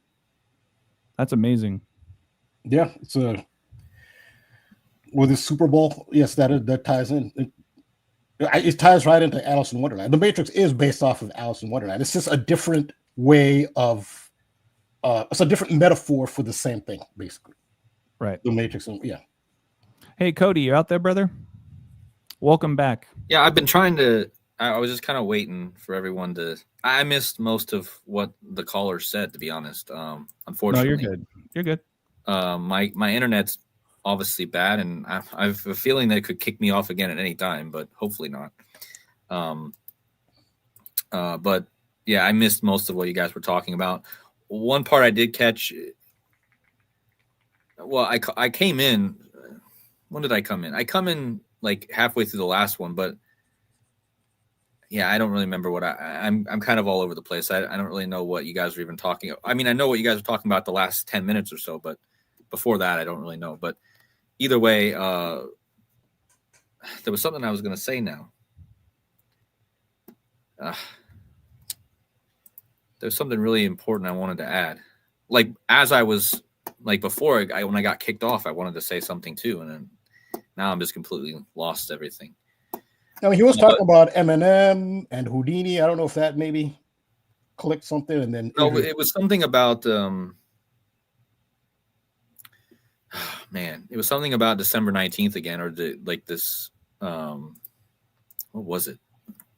There was a comment that was pretty good. Don't forget that Eminem just recently performed at the halftime show randomly during the regular season with Jack White, right? So you kind of got that White Rabbit theme with Jack that. Rabbit. Yeah, the Jack Rabbit. There you go. But I remember now what I was going to say. And it probably doesn't connect to anything you guys were talking about. I mean, maybe you guys talked about it, but I wanted to mention that the December 19th, right? We got that Judgment Day match. We got the Avatar movie coming out. Then a few days later, you got the 1225 years since Charlemagne was put in by Pope Leo. But on December 19th is actually another something happening. And I just realized it, like that I forgot to mention it. It's the closest approach to Earth of 3-Eye Atlas. So, let me get my screen up here. Hold on. There we go. So yeah, 3-Eye Atlas will make its closest approach to Earth on December 19th at approximately 170, so 17 again, million miles. So that's pretty crazy, because I've always thought that and what the last caller was saying, or somebody was saying, I don't know if with the last caller or Rambo, somebody mentioned like seeing through the veil or something, but I've always thought that this 3-Eye Atlas thing is all about the third eye at last, like being able to see through things at last, like read it, 3-Eye at last, like at last, like you're finally seeing through it, right? So think about that. December 19th, Jake Gyllenhaal's birthday. And in that movie, Donnie Darko, he collapses reality. He, like this whole thing with reality, right? And then on his birthday this year, you have these three things happening. You have the Judgment Day match with the rooster, like awakening, wake up. Like, and what's he say to Donnie in the movie? Wake up, right? Wake up. And so think about that. 3-Eye Atlas, third eye at last. Like at last, you're opening your third eye. At last, you're seeing clearly. You were blind, but now you see. So it seems that this is really like profound in a lot of ways, that all this stuff is landing on this date. And there might even be more things happening this day that I don't know about, but it seems like a lot of it is coming. Is Hanukkah's going on around this time as well, of course. So, and remember, Charlie Kirk was shot on a something that looked like a menorah. So that's also connecting. And somebody told me, I saw someone in the chat comment and said that Candace Owen is talking about how there could be a 9/11 style event in December. And maybe something happens with Candace Owens, like Candace Owens, she's saying she's going to get assassinated. 9/11 style event, December. Yeah, I guess this is a tweet by her. So thanks to whoever posted this. I didn't catch your name, but this is a tweet by Candace Owens saying they have been signaling that 9/11 style attack is coming this second week of December. Are you kidding me? All the stuff I've been talking about, the second week of December is during the time frame I've been talking about. And she's tweeting this. She tweeted it on November 28th. They have been signaling that a 9/11 style attack is coming the second week of November. She said it right out of her mouth. The question is it going to be, because she's been talking about how they're trying to take her out. Yeah, she also called herself a Mason of Turning Point USA too. Yeah, and remember, the big connection here is that December 7th, the 84th anniversary of, Pearl Harbor, all this stuff with the 84s that happened, and then December 7th, speaking of assassination stuff, like the word assassinate equals 127, right? Well, again, the date's 12/7, and it's 127 days after J.D. Vance's birthday. 31st prime. Right. And that connects to Kirk too, right? With the 31st prime. So and this is the kill date. It's Pearl Harbor's 84th anniversary. And not only is it 127 days after J.D. Vance's birthday, but J.D. Vance's birthday this year was Tisha B'Av. So that makes it even more. Theories that JD and Erica are going to end up together. Yeah, and you don't forget how connected J.D. Vance is to this. He's the friend of these two, Charlie Kirk, and closer friends than Donald Trump is even, right? So, and J.D. Vance, I connected J.D. Vance to the Killing Moon song in what movie? Donnie Darko. That's one of my favorite videos. How I told everyone, J.D. Vance is the moon rabbit. He's the Killing Moon. He's perfectly aligned with the moon landing and the Killing Moon riddle from that movie, right? And he's obviously the Skull and Bones. He went to Yale, right? So it's just something with J.D. Vance. And if something happens to Trump, it's obviously going to be J.D. Vance too. So I'm not saying something will happen to Trump, but this is a prime day for something. I don't know what, but it is 24 days left in the year too. And that's interesting because that's a huge moon number too, because the moon landing happened in lunation 576, which is 24 times 24. So that's also interesting. But I think Rambo was going to say something. I actually forgot what I was going to say, but one thing I can add is there's another movie coming out, which I talked about last week on December 19th. That is David of David and Goliath. It's an animated musical. It's in theaters. And I've been talking about the underdog theme. The big underdog story was the mayoral election in New York City. But the David is coming out, the movie. Yeah, it says December 19th, huh? Yeah. Wow. That's another one. So it's David, it's Avatar, and Atlas, I guess, all converging at that time. Wow. Okay. I've been seeing the number 19 come up a lot. So December, or David and Goliath. It was kind of that whole down theme too, right? David takes Goliath down. Yeah, well, it's also there's another theme. I've been talking about Jack and the Beanstalk earlier, the golden goose. Yeah, right. So Jack, he's a thief. He steals a golden goose and the harp, and he goes down the beanstalk. He chops the beanstalk. The beanstalk falls, and the giant falls. It's about the fall of the giant. You know, we're talking about King Kong. That's the fall of a giant as well. And the Nephilim are seen as giants. That's why the New York Giants are so symbolic. The World Trade Center twin towers were giants. Those were the New York Giants. So the theme of the falling giant, the fallen angels, they're seen as the Anunnaki or Nephilim are also seen as portrayed in some places as fallen giants. The whole falling and fallen giants. The jets take down the giant towers, right? Yeah, so the whole theme of the falling giants is the back in the beanstalk, the falling giant. King Kong is the falling giant. So David kills Goliath. Goliath is the falling giant. That's the fallen angels, the Nephilim. Nephilim. So that's part of that theme that's been going on. The falling giant, it's the fallen angels, which I talked about. It comes from Paradise Lost, the fall of Lucifer. That's why 6-7 is. 6-7 is based on that, Paradise Lost, published in 1667. That's the fallen giant. And shout out to Sunday 133. The Green Giant commercial, kind of tying us back to Hulk Hogan. Hulk, the big green giant Hulk. Yeah, that's a Nephilim. So giant is a reference to the fallen angels. Yeah. It can be, in many cases. But that's what this December 19th. This is interesting. So much. I mean, it's obviously in Saturnalia too, right? That's a big time, anyways. Yes, during and what is Saturnalia? Again, it goes back to what I was talking about. What does Saturnalia? What are they celebrating? They're celebrating the golden age when Saturn ruled the world.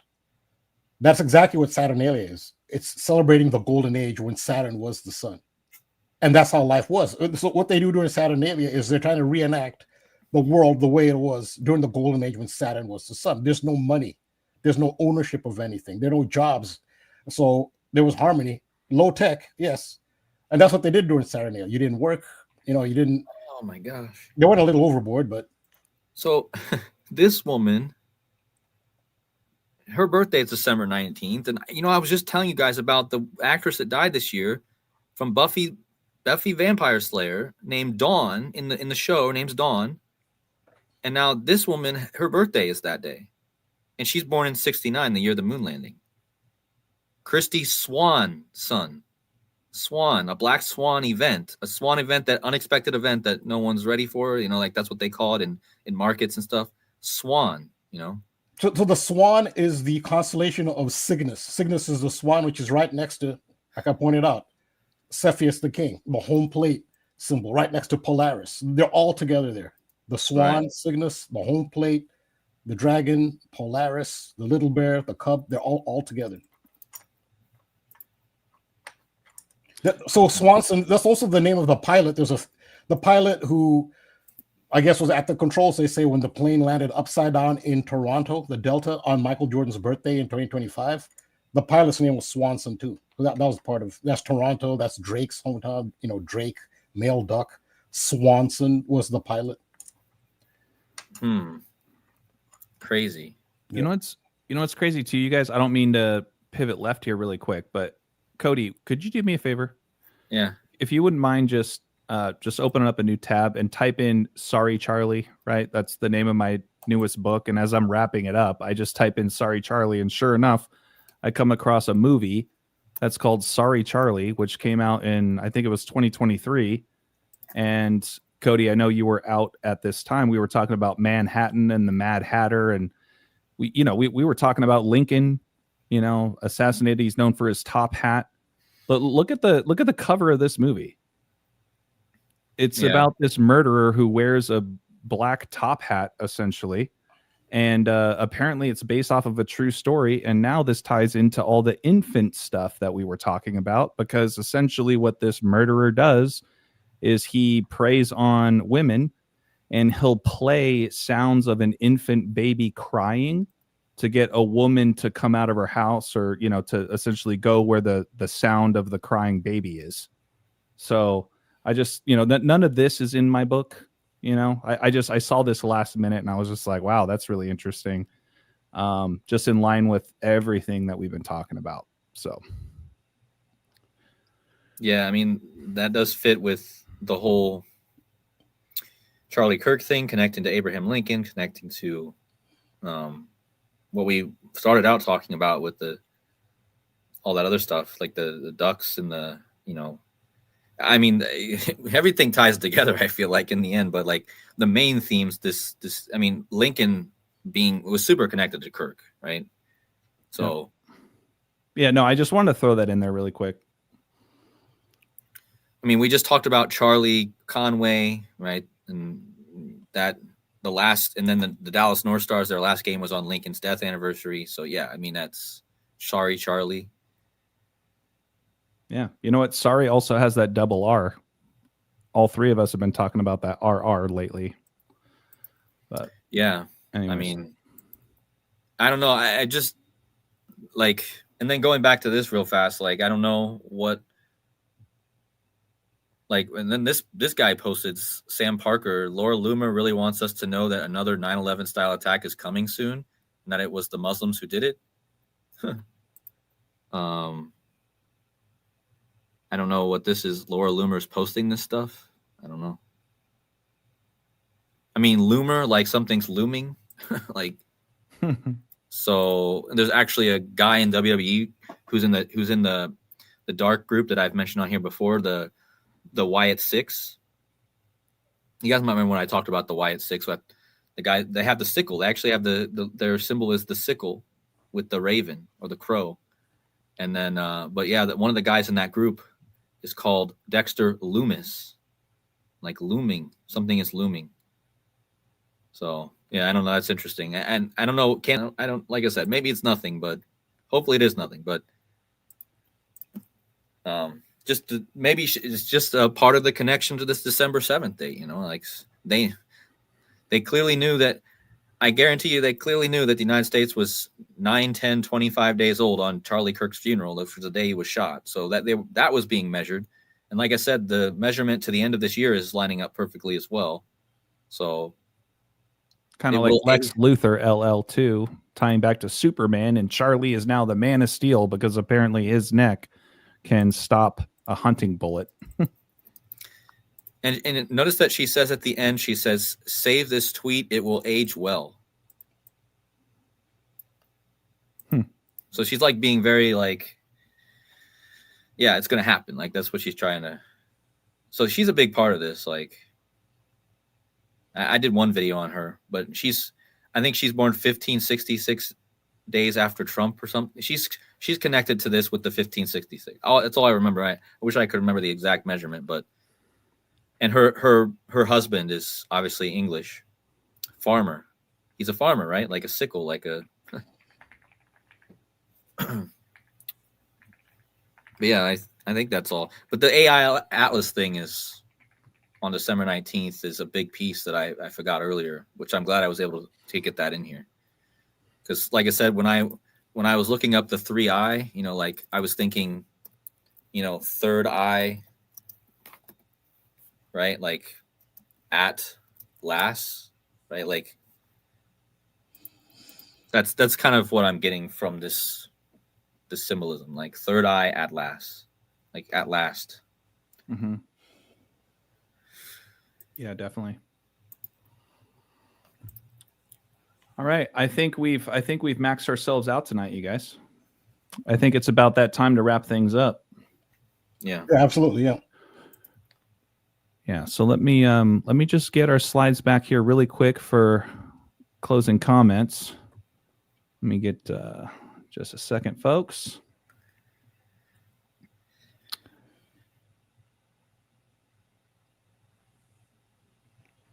Cody, my man, if you wouldn't mind reintroducing yourself, final plug, let people know where they can find you. Anything else you're working on? I know that you got some things going on with Sean coming up. Yeah, which is exciting. What you got?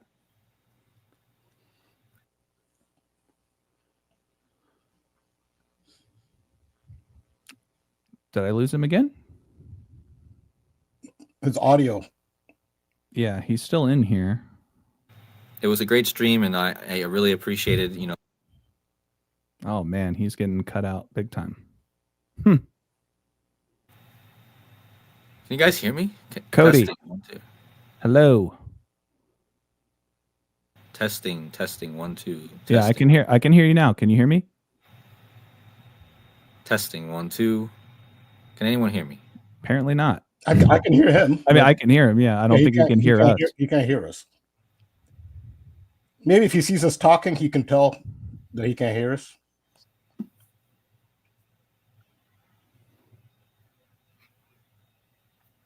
Yeah, I don't know. I guess I'll plug Cody myself. Hello, now? Cody, you there? Hear me now? Yeah. Hello? Okay, I'm back, I think. What's up, brother? Yeah, go ahead. You got it. Gosh, man. Yeah, so I was just saying, what was I saying? It was a great stream. I appreciate everything, and thanks for everyone being here. And again, if you guys want to find me, you can find me on the channel that you're watching on, some of you, Decoding with Cody. And he cut out again.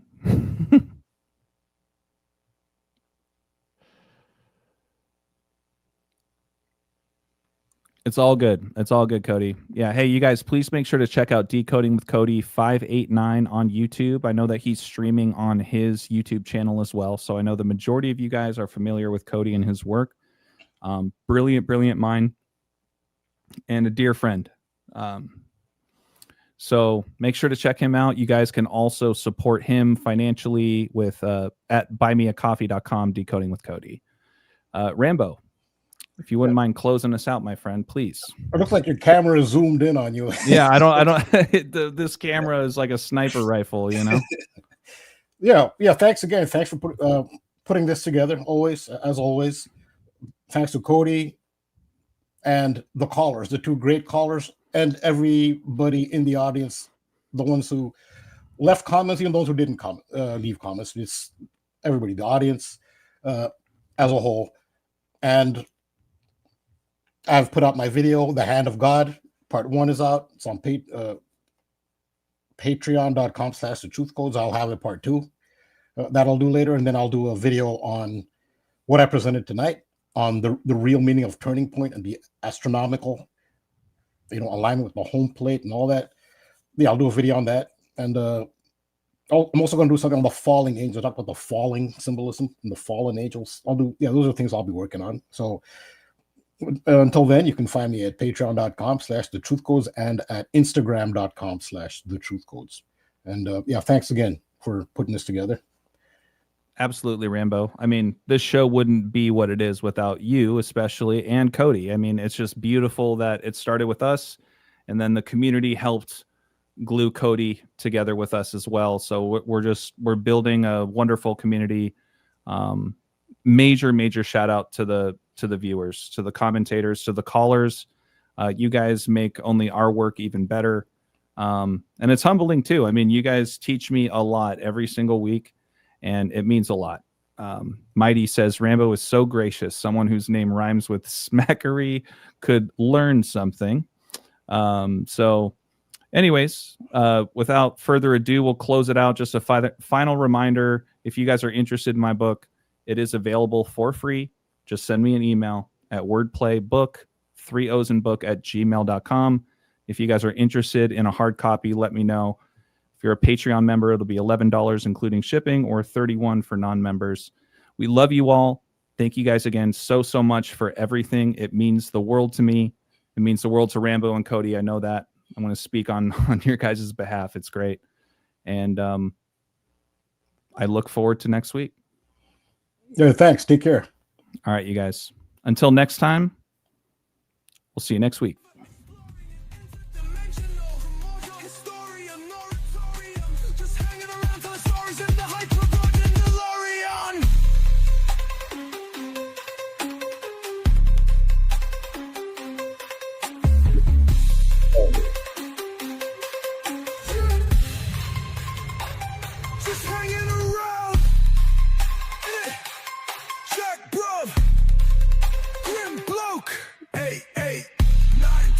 If you didn't know, forever exploring the interdimensional primordial historian moratorium, just hanging around telling stories in the Hyperborean DeLorean.